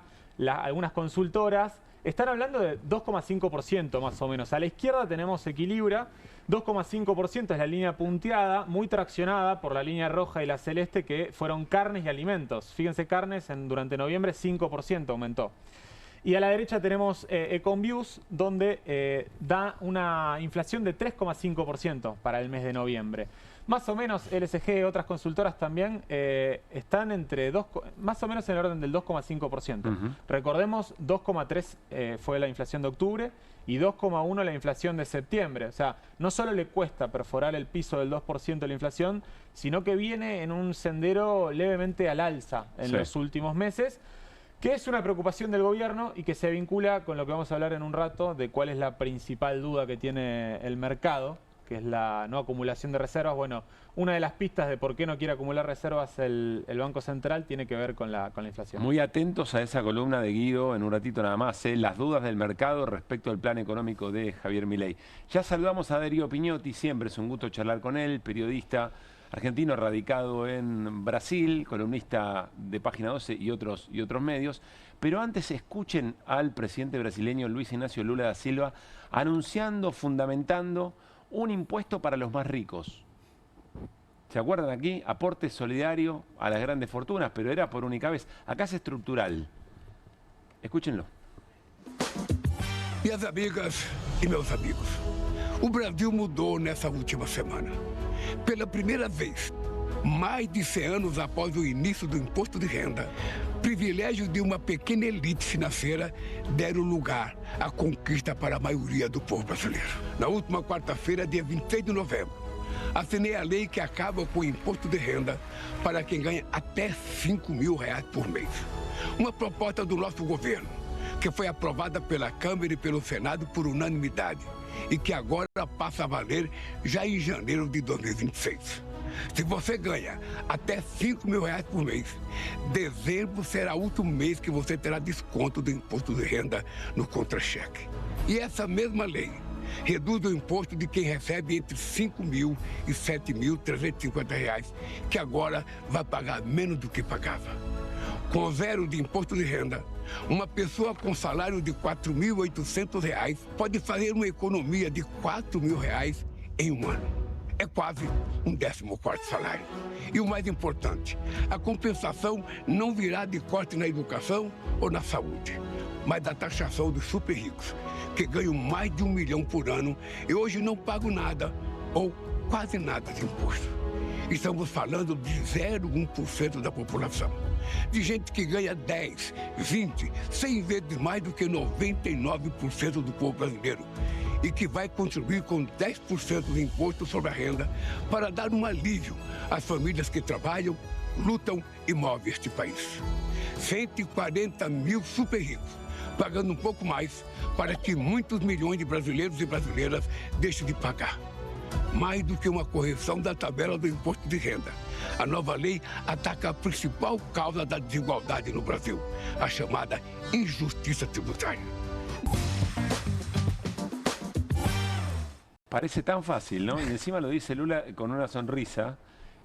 Claro, le cobramos más a los 140.000 super ricos y le sacamos la pata del lomo a 25 millones de brasileños y brasileñas.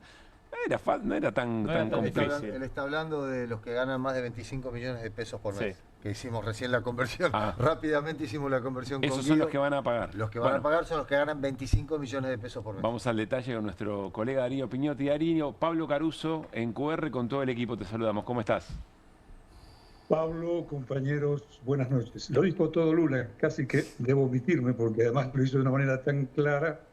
Fue en un mensaje de radio y televisión el domingo a la noche, lo cual le garantizó una gran audiencia y, al margen de lo económico, el pistoletazo de largada para la campaña electoral hacia su reelección en octubre del año que viene. Claro. No fue una medida sencilla, Lula lo explica fácil porque tiene el dote de un discurso sencillo y directo, pero fueron años de negociaciones. Todo comenzó con una reforma del sistema de recaudación y de los compromisos fiscales. El gobierno anterior de Bolsonaro había dejado un cepo, un candado que impedía al gobierno gastar más allá de lo que era la inflación del año anterior. A través de su ministro de Hacienda, Fernando Haddad, del Partido de los Trabajadores, se llegó a una reconfiguración a través de un nombre en portugués que es muy sonado, es el arcabouço fiscal, pero que quiere decir, en una forma sencilla, a lo Lula, un nuevo esquema por el cual se puede gastar más allá de la inflación del año pasado, pero con el compromiso de que ese aumento de gastos no exceda la recaudación, en dos líneas. Esto le permitió al gobierno aumentar la recaudación sin romper lanzas con el mercado y gradualmente hacerse de una dotación de recursos que permitió que la economía volviera a funcionar y eso llevó a que el año pasado se creciera un 3,4%. Por eso Darío, que Lula dice, no vamos a romper nada de eso, pero tampoco se lo vamos a sacar a la salud y a la educación. Exactamente, es decir, no estamos hablando de Lula ni que haya roto con el mercado, ni que esté estableciendo una economía estatista a rajatabla, pero sí de una economía en la que, como él lo dice, y así es, en lugar de caer el gasto, el peso de la tributación sobre las clases medias y clases medias bajas, esto es, los que cobran hasta 5.000 reales por mes, unos $950 al cambio de hoy, caiga sobre esos que él hablaba, unos 120.000 brasileños, estamos hablando de un país de 215 millones de habitantes, que ganan entre, números redondos, $200.000 por año a más, hasta millones de dólares por año. Claro, y lo logró. Es decir, tanto que a partir de esta muy trabajosa política de alianzas y de avances, la oposición, incluso la oposición bolsonarista, no estamos hablando de la oposición, los enemigos del gobierno, también los enemigos de la democracia, se vieron obligados a votar el proyecto y a quedarse con la boca cerrada. Pero esa es la pregunta que te quería hacer, Darío. ¿Qué tal? Buenas noches. Mariano Hamilton. Lula tiene una alianza de gobierno que es bastante variopinta y además todos sabemos más o menos cómo es el poder legislativo en Brasil, o por lo menos yo lo sé, que es el Centrão, este grupo medio ingobernable, para llamarlo de alguna manera. ¿Cómo consigue que esto salga por unanimidad? A mí lo que me sorprende es eso, no que consiga la ley, sino que la consiga por unanimidad. Mariano, a todos nos sorprende. Es decir, claro, esta fue una laboriosa acción del gobierno de persuasión de estas mayorías que le son adversas en la Cámara de Diputados y en el Senado. Y repito esto, donde hay adversarios del gobierno, que es la derecha clásica, el Centrão, y donde hay enemigos. Claro. El bolsonarismo, al día de hoy, a 40 cuadras de donde te hablo, en la superintendencia de la Policía Federal, donde está preso Bolsonaro, siguen macullando cómo dar un golpe de Estado. Claro. De tal suerte que, ¿cuál fue uno de los puntos para no dejarte sin una respuesta, o por lo menos parte de la respuesta? Claro. Hace algo así como un año, Lula comprendió que a través de la negociación era imposible lograr todo, ni siquiera buena parte de lo que aspiraba. Entonces, frente a ello, lanzó una campaña, diciendo, una campaña del gobierno, pero también del Partido de los Trabajadores, diciendo que el gobierno estaba comprometido con la justicia tributaria y que el Congreso estaba lleno de legisladores que legislaban para los ricos. Esto tuvo un impacto de opinión pública notable y a partir de ello se comenzó a reblandecer, por decirlo de una manera elegante, aquella resistencia férrea, insisto, de esa derecha clásica, conservadora, y del neofascismo. Al punto que esto llegó a una comisión especial, se logró ese consenso para que se creara una comisión especial en el Congreso, al margen de la Comisión de Asuntos Económicos, y en ella finalmente se logró esa votación. O sea, hacer política, digamos. Hacer política. O sea, lo que recién, la charla que tuvimos hasta recién con un futuro senador, con Jorge Capitanich, era justamente, versaba sobre esto. ¿Cómo hacer política? Para enamorar, para convencer y para conseguir sacar adelante leyes que benefician a la... Siendo el Ejecutivo. Siendo el Ejecutivo. Siendo el Ejecutivo. Y ni hablar de siendo legislativo. Pero, a ver, Darío, quiero preguntarte, porque cuando aquí se aprobó el aporte solidario a las grandes fortunas por única vez, quiero preguntarte cómo reaccionaron los 140.000 que van a tener que pagar esto, porque incluso en ese momento en la Argentina había uno que no quisieron pagar, que fue a la justicia. Tevez fue uno, ¿no? Sí. Tevez. No, y la mitad del Congreso, representaba, recuerdo, ese 0,1% de la pirámide. Digo, sí. no hubo un consenso en ese momento en Argentina, ¿no? Claro. Los diputados del bloque del PROVA, de Juntos por el Cambio, en ese momento, 0,1%. ¿Qué dijeron los que tienen que pagar, Darío? Primero, un no redondo, tanto que una de las fuentes de esos recursos iba a ser el impuesto a las operaciones financieras. Aquí era directo, la carga iba a ser directa sobre las transferencias, las remesas al exterior. Ante eso hubo nuevas negociaciones, pero en ese mismo interín, Lula también logró que parte del Centrão, aquí nos vamos a meter en un asunto medio barroco, pero hace a la cuestión, que parte del Centrão aceptara, por ejemplo, continuar con la convivencia dentro del gobierno con varios ministerios. Es decir, como decía recién Mariano, el presidente Lula llega al gobierno y lo reciben con un golpe de Estado. Él llegó el 1 de enero de 2023 y el 8 tenía un golpe de Estado en el cual el programa era destituirlo y matarlo. Claro. Él reconstruye el Palacio del Plan Alto, que había quedado literalmente hecho pelota. Literalmente pelotas, eran solo cristales. Lo mismo con el Palacio de la Justicia, del Supremo Tribunal Federal, y esto se repite en el Congreso.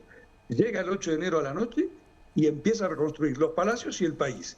Esto supone que varios ministerios son cedidos al Centrão. En ese marco de acuerdos con el Centrão, refuerza la presencia en algunos ministerios, pero bajo esta condición, que se puedan llevar adelante algunas medidas que son, como recién decía Mariano, que además sean de impacto popular y de impacto perceptible. En ese discurso de anoche, de 5 minutos 20 segundos, Lula dice cosas muy contundentes para que usted pueda, por ejemplo, comprarse un televisor con el cual ver el año que viene a la selección brasileña en la Copa del Mundo. No hace falta decir más nada sobre eso.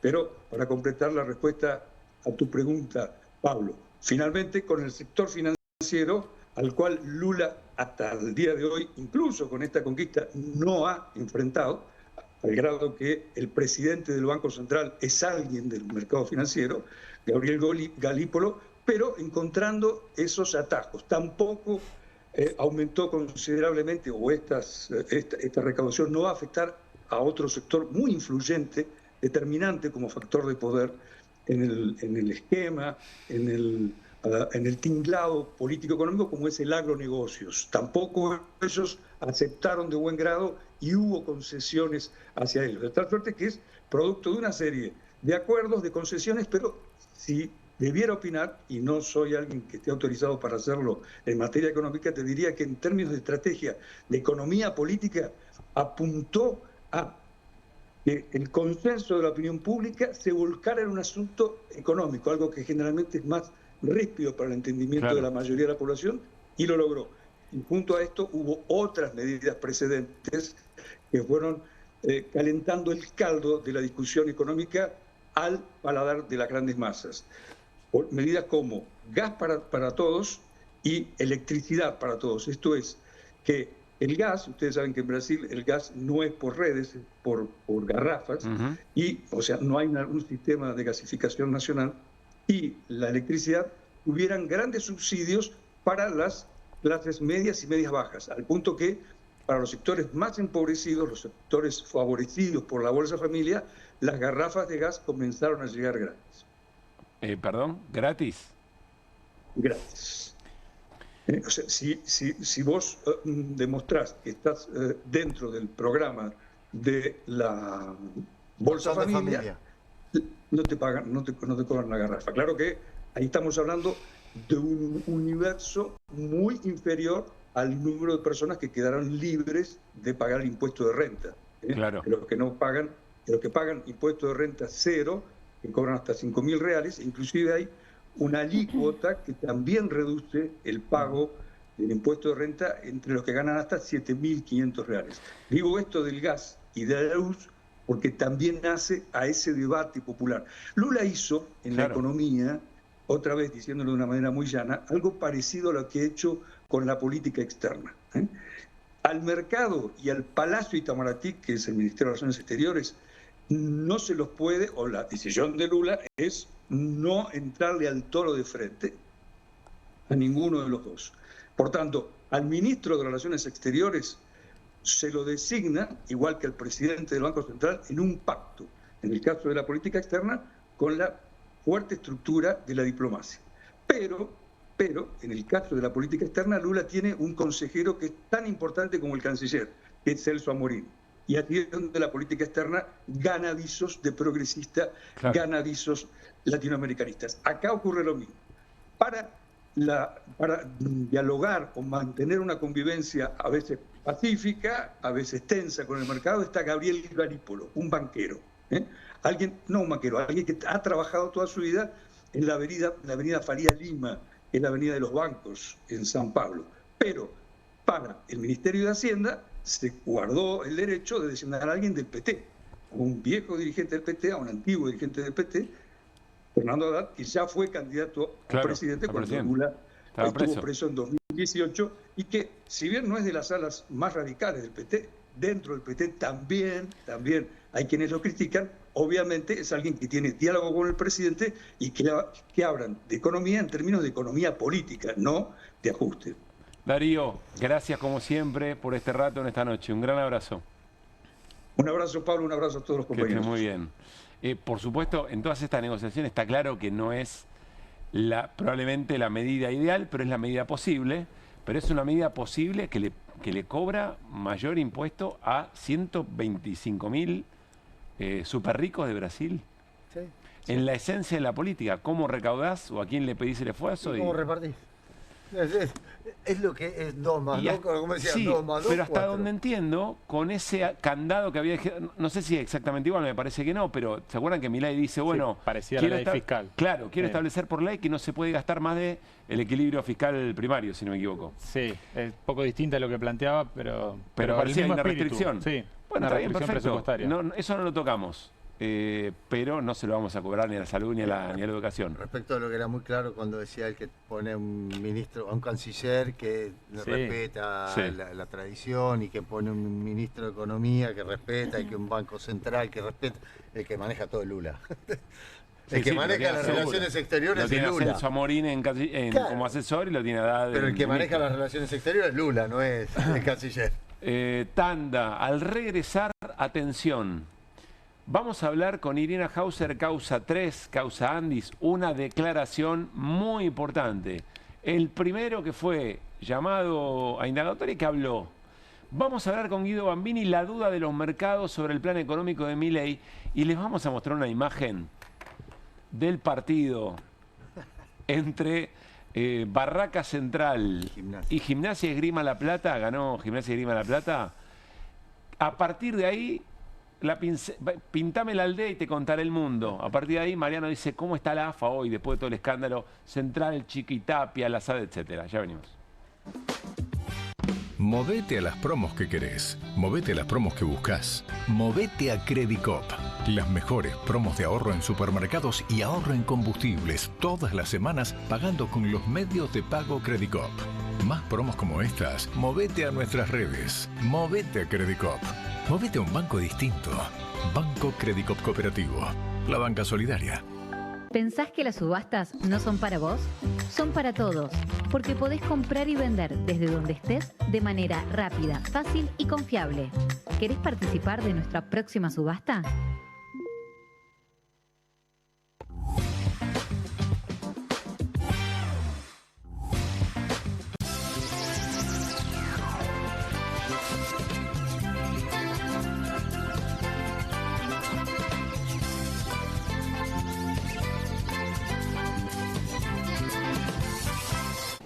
Juli, ¿vos ibas a traer los nuevos Mobile Mastic Splash? Me los reolvidé.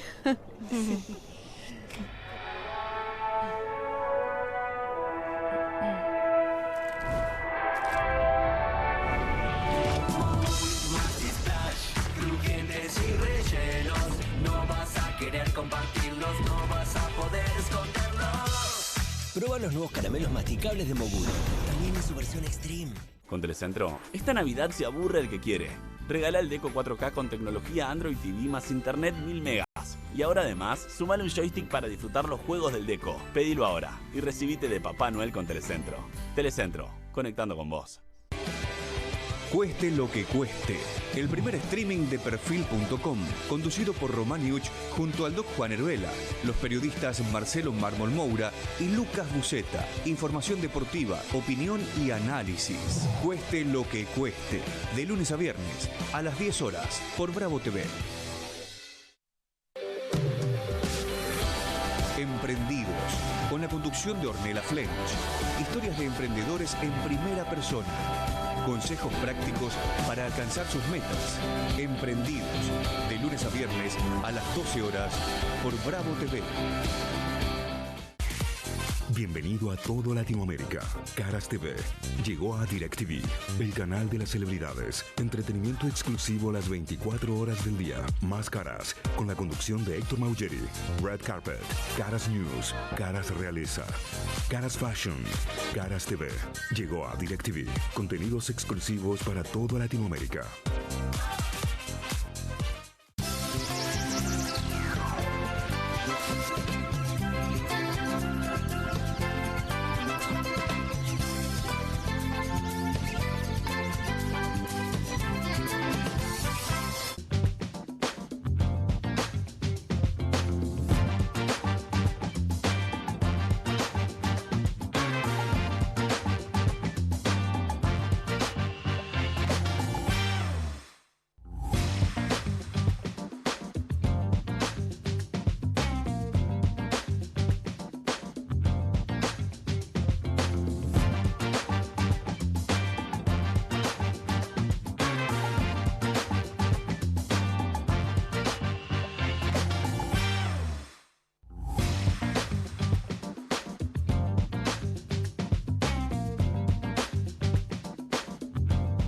Tres columnas, tres momentos de QR hacia el final para no perderse. Arrancamos con Guido Bambini.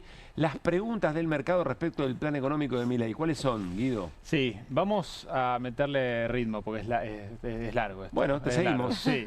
Bueno, básicamente, a ver, la pregunta es si puede acumular reservas con este esquema cambiario el Banco Central. A partir de la semana pasada circuló mucho un informe de 1816 que se pregunta si efectivamente puede acumular reservas para pagar los vencimientos de deuda que se vienen, 4.500 millones de dólares en enero, 15.000 millones de dólares en los próximos 12 meses, con este esquema cambiario que veíamos recién en la placa donde el dólar oficial está a 4% del techo de la banda. Ustedes, digamos, vieron que se dejó de hablar del dólar, se dejó de hablar de las bandas, del esquema cambiario. Bueno, está el dólar oficial 1.450 pesos a 4% del techo de la banda. Y la cuestión es que si aparece el elefante en el bazar, que es el Tesoro, o el Banco Central, un comprador, un demandante muy importante al mercado de cambios, indefectiblemente tira para arriba al tipo de cambio y hace que llegue al techo de la banda. Bueno, el gobierno parecería ser que está dispuesto a no comprar reservas porque del 26 de octubre para acá compró solamente 300 millones de dólares el Tesoro. Cuando, pasemos a la placa siguiente, tuvimos una liquidación muy, digamos, extraordinaria de deuda. Estas son, fíjense la barra de la derecha, ¿no? Que parece de Boca, de noviembre del 25, no descansa, ¿no? donde tenemos que emisiones de deuda de las empresas, de deuda en dólares, y de las provincias por 4.200 millones de dólares. Parte de estos dólares se tienen que liquidar en el mercado de cambios y son dólares que podría haber comprado el Banco Central. Lo que quiero decir acá es que en un contexto donde la estacionalidad es mala, tuviste una oferta de dólares muy importante por colocaciones de deuda de las empresas. Y no lo compraste. Y no hiciste nada, no lo compraste. Compraste solamente 300 millones de dólares. O sea, hay una decisión. Hay una decisión, exactamente, hay una decisión política de no comprar. ¿Y por qué es importante comprar reservas? Digo, ¿por qué se está haciendo esta pregunta al mercado? Pero perdón, esto que estás diciendo, ¿no debería modificar el grafo? ¿El gobierno quiere acumular reservas? Es una buena pregunta. Sí, totalmente. Porque lo que está de fondo, Vamos, es... Dani. Mirá qué buen editor que sos, Caruso. Lo que está de fondo es si efectivamente el gobierno quiere acumular reservas. Pero primero, o sea, planteemos por qué es importante que acumule reservas el Banco Central. Vamos a la placa siguiente, que da cuenta de la relación que hay, que lo decía Capitanich, la relación que hay entre las reservas y el riesgo país. Hace varias semanas que el riesgo país está en la zona de 650 puntos. Acá lo que tenemos son los países de Latinoamérica. En el eje X, en el eje de abajo, es el riesgo país. En el eje Y, el eje vertical, es la cantidad de reservas en relación al Producto Bruto Interno. Exactamente lo que dijo Capitanich al principio del programa. Argentina está en 6% de reservas en relación a su Producto Bruto Interno. 40.000 millones de reservas brutas, 700.000 millones de dólares es el Producto Bruto Interno, más o menos el 6%. Solamente por debajo de nosotros está Ecuador y Bolivia, que tienen reservas menores que las nuestras en relación al PBI y un riesgo país mayor. O sea, hay una correlación muy estrecha entre el riesgo país y por qué no baja el riesgo país desde la zona de 650 puntos básicos con la cantidad de reservas. Eso es lo que está viendo el mercado. Y no va a bajar el riesgo país por debajo de 650 puntos si no acumula persistentemente reservas el gobierno argentino y le demuestra al mercado que tiene capacidad de pagar genuinamente, no con más deuda, ¿no? Claro. Bueno, vamos a la placa siguiente. Qué interesante eso. Por más que lo pague con deuda, hay alguien que está mirando, che, lo pagan pero endeudándose. Están pateando para adelante el problema. Pero se están endeudando de forma rara. No se están endeudando de la forma genuina que lo hacen los mercados, que lo hacen los países con los mercados voluntarios de deuda. Para lo que tendría que bajar el riesgo país. Exactamente, claro. Eso es. Nos encontramos como en una recursividad en donde no baja el riesgo país porque no se acumulan reservas, pero el gobierno dice, no, voy a tomar deuda para que baje el riesgo país. Bueno, hay diferentes formas que tiene el gobierno para acumular reservas. Puede ser por la vía de la cuenta corriente o por la vía de la cuenta capital. Por la cuenta corriente está complicado. O sea, tenemos una cuenta corriente persistentemente negativa hace varios meses y acá tendríamos que aumentar notablemente las exportaciones. La cuenta corriente es todo lo que exportamos menos todo lo que importamos, bienes y servicios. Bueno, tendríamos que, tendrían que aumentar las exportaciones, que en el corto plazo es difícil. Porque básicamente necesitaríamos que, insisto, que en el corto plazo los países a los que le vendemos demanden mucho más de lo que produce Argentina. Con lo que se anunció hoy del gas. Sí, eso, pero es a largo plazo. Es a largo plazo, sirve, todo suma. En la cuenta corriente eso suma. Y también, la otra cuestión es que tendrían que disminuir las importaciones, claro. Que disminuyendo las importaciones implicaría un receso en la actividad económica si bajan las importaciones. Así que es difícil por el lado de la cuenta corriente. Por el lado de la cuenta capital, veíamos que tenemos inversión extranjera directa, deuda de empresas o deuda del Tesoro. Inversión extranjera directa es negativo en el acumulado del gobierno de Milei por 1.200 millones de dólares. Y desde la salida de la pandemia para acá tenemos un flujo que no es tan importante de dólares de inversión extranjera directa a la región, a Latinoamérica, menos a la Argentina. Endeudamiento de empresas, ya vimos que no ha querido comprar de los 4.200 millones de dólares que colocó en deuda las empresas, el gobierno parece no querer comprar. Y en deuda del Tesoro, vuelvo con lo de la recursividad. Los funcionarios del equipo económico pasan la gorra, van a Washington y le plantean a los bancos privados que le presten plata porque de esa forma va a bajar el riesgo país, porque Argentina va a poder pagar la deuda. Y el mercado le dice no. Que baja vos primero el riesgo país. Es lo lógico, baja vos el riesgo país, acumulá genuinamente reservas como lo hacen el resto de los países de la región, que tienen en promedio el 15% de sus reservas en relación del producto. Nosotros veíamos en el gráfico que tenemos 6%, es decir, tendríamos que tener reservas brutas por 100.000 millones de dólares. Y bueno, nos encontramos en la última placa, que es lo que no solo para mí, sino para muchos economistas y muchos de ellos ortodoxos, como Marina Dal Poyetto, aparece Cavallo también. ¿Dal Poyetto es ortodoxa? Se lo podría encasillar dentro de la ortodoxia. Para Milei es una recontra mandril. Claro. Pero dentro del espectro de economistas está dentro de la ortodoxia. Pero esto lo decía Cavallo, que ahí sí no hay dudas que es ortodoxo. No. Fíjate, la importancia de que el Banco Central acumule reservas propias. Hoy lo dice. Sí. Dice, aparentemente hay dos razones por las que prefiere el gobierno decir que no tiene apuro para acumular reservas. Una es para evitar que esa compra de reservas por parte del Banco Central empuje hacia arriba el tipo de cambio, lo que decíamos al principio. Otra, para evitar que la emisión de pesos necesaria para pagar las reservas, es decir, para comprar dólares, facilite el traslado de precios del aumento del tipo de cambio y aumente la tasa de inflación, que es lo que le decía en la columna anterior, que es uno de los motivos por los cuales el gobierno parece no querer comprar más reservas. Para no tener que emitir. Para no tener que emitir y que en su marco teórico eso se traslade a inflación. Por ahí Cavallo tendría que haber llevado adelante esto cuando fue ministro de Economía. Bueno, sí, eso le dice Milei. No, después Cavallo dice un montón de otras cosas que tienen consecuencias sociales. En particular esto, que podía haber... Y una cosa más, ¿llegaron la guita de Estados Unidos? Nunca se activó, sí, se activó el swap. Sí, no solo llegó, sino que tenemos nueva deuda, Marian. 2.500 millones de dólares en nueva deuda por la activación del swap. Argentina empieza a pagar intereses cuando se activa el o sea, le diste salida a Scott Bessent con nueva deuda que le quedó a la Argentina. Clarísimo. Bueno, Guido, lo hicimos rápido y salió.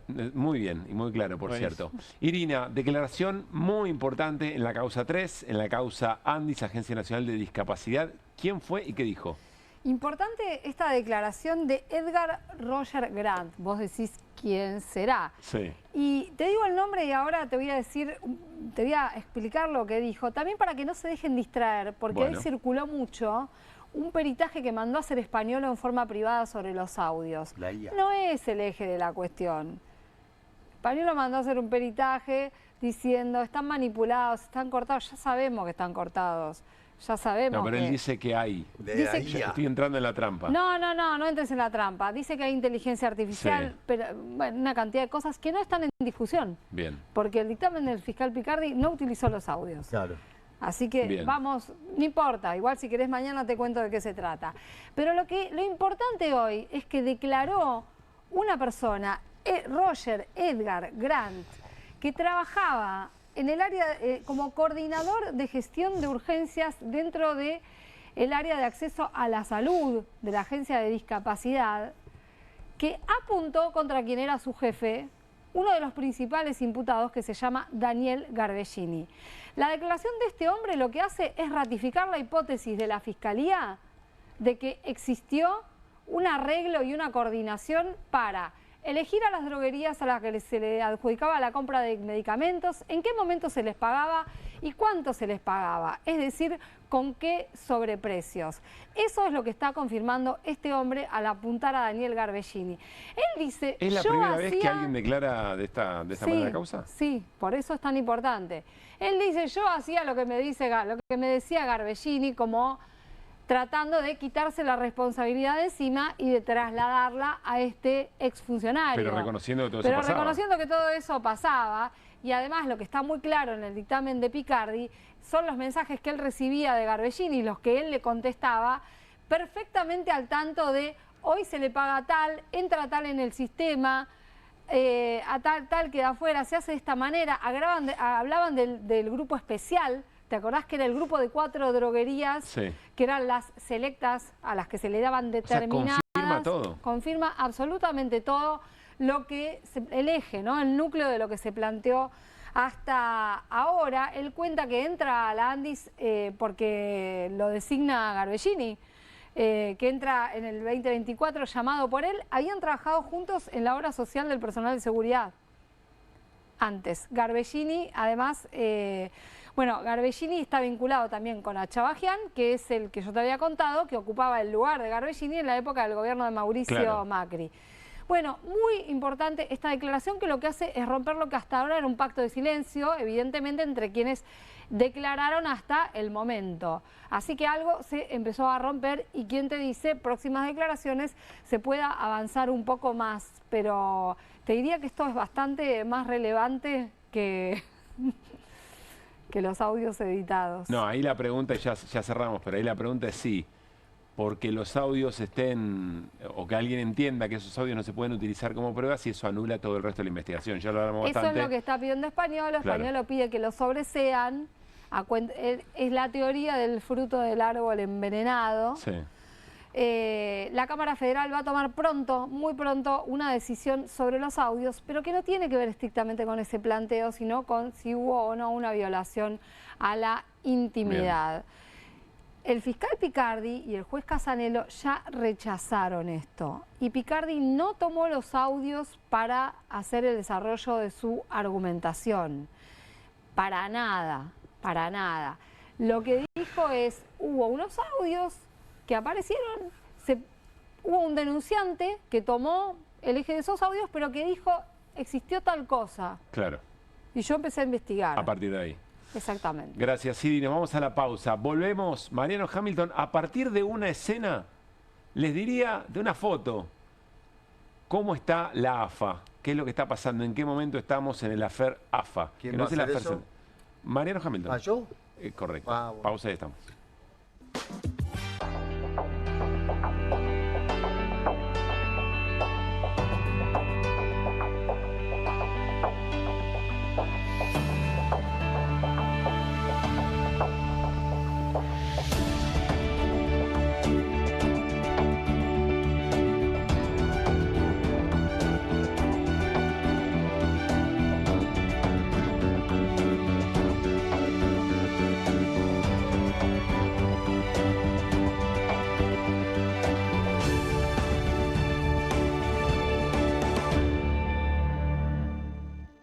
En Pilar, contamos con Mimuni, nuestra herramienta digital de atención ciudadana para solicitar turnos, realizar trámites y gestionar reclamos de manera ágil y cercana. Descárgate la app o chatea con nosotros por WhatsApp a través de 11 52 38 68 64. Las 24 horas del día. También podés acercarte a cualquiera de nuestros puntos Muni de lunes a viernes de 8 a 18 horas y los sábados de 9 a 15 horas. En Pilar, seguimos acercando el Estado a todos y todas las pilarenses. Pilar presente con futuro.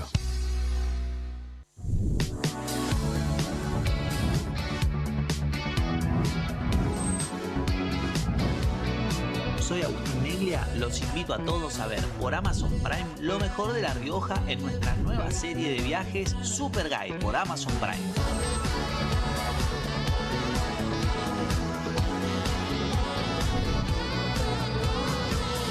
Una excursión increíble en La Rioja, ojalá que puedan venir algún día porque es una experiencia inigualable.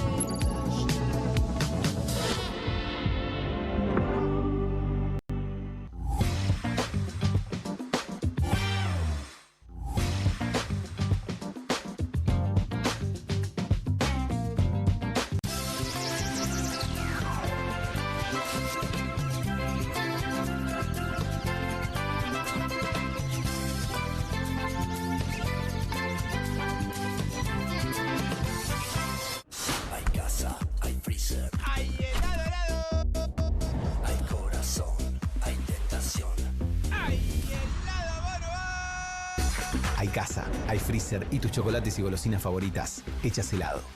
Con Telecentro, esta Navidad se aburre el que quiere. Regala el Deco 4K con tecnología Android TV más internet 1000 megas. Y ahora además, sumale un joystick para disfrutar los juegos del Deco. Pedilo ahora y recibite de Papá Noel con Telecentro. Telecentro, conectando con vos. Cueste lo que cueste. El primer streaming de Perfil.com, conducido por Román Yuch junto al Doc Juan Heruela, los periodistas Marcelo Mármol Moura y Lucas Buceta. Información deportiva, opinión y análisis. Cueste lo que cueste. De lunes a viernes, a las 10 horas, por Bravo TV. Emprendidos, con la conducción de Ornella Flench. Historias de emprendedores en primera persona. Consejos prácticos para alcanzar sus metas. Emprendidos, de lunes a viernes a las 12 horas por Bravo TV. Bienvenido a todo Latinoamérica. Caras TV llegó a DirecTV, el canal de las celebridades. Entretenimiento exclusivo las 24 horas del día. Más Caras, con la conducción de Héctor Maugeri. Red Carpet, Caras News, Caras Realeza, Caras Fashion, Caras TV. Llegó a DirecTV. Contenidos exclusivos para toda Latinoamérica.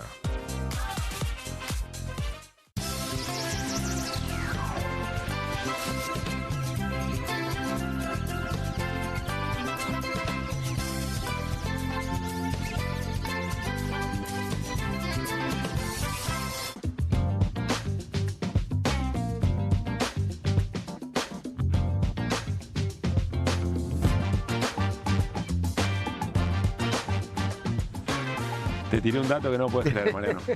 Bueno, no es verdad. Nos vamos a meter. Lo digo.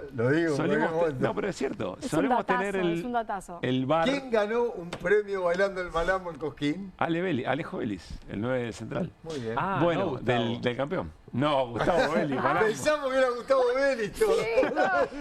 ¿Cómo Gustavo Vélez va a ganar Vélez, todos pensamos en Gustavo Vélez. Yo pensé Alejo Vélez, pero pensé los dos. Bueno, siempre les pedimos el bar de la política, pero vamos a hacer el bar del bar. Pero porque en realidad tiene mucho que ver con la discusión política, porque ahí se metió de alguna manera la AFA, el Chiquitapia, Central, Estudiante, el Lazar, etcétera, etcétera. Hace un rato jugaron Gimnasia y Esgrima La Plata, visitó a Barraca Central, se supone el equipo del comisario del Chiquitapia, y ganó Gimnasia y Esgrima La Plata. 2-0 le ganó a Barraca Central. Pero el primer gol fue el primer gol de Gimnasia y Esgrima La Plata, el que de alguna manera condiciona el partido. El juez de Ña levantó la bandera, cobró offside. Vamos a ver la jugada. Ahí está. Mirá, Iri, no te lo pierdas. No, no me lo pierdo. Ahí es difícil de verla. Ahí termina el gol. Pero ahora van a ver en la reiteración cuando se observa de costado, digamos, ¿no? levanta la mano porque el juez de línea levanta la bandera. Bueno, habilitado, lo van a revisar al VAR. Y el VAR dice, no, esto está fenómeno. Tiramos las líneas, dice el VAR. Y la verdad que esto anduvo fenómeno. Está recontra habilitado el jugador de Gimnasia y Esgrima La Plata. Miren la línea del VAR.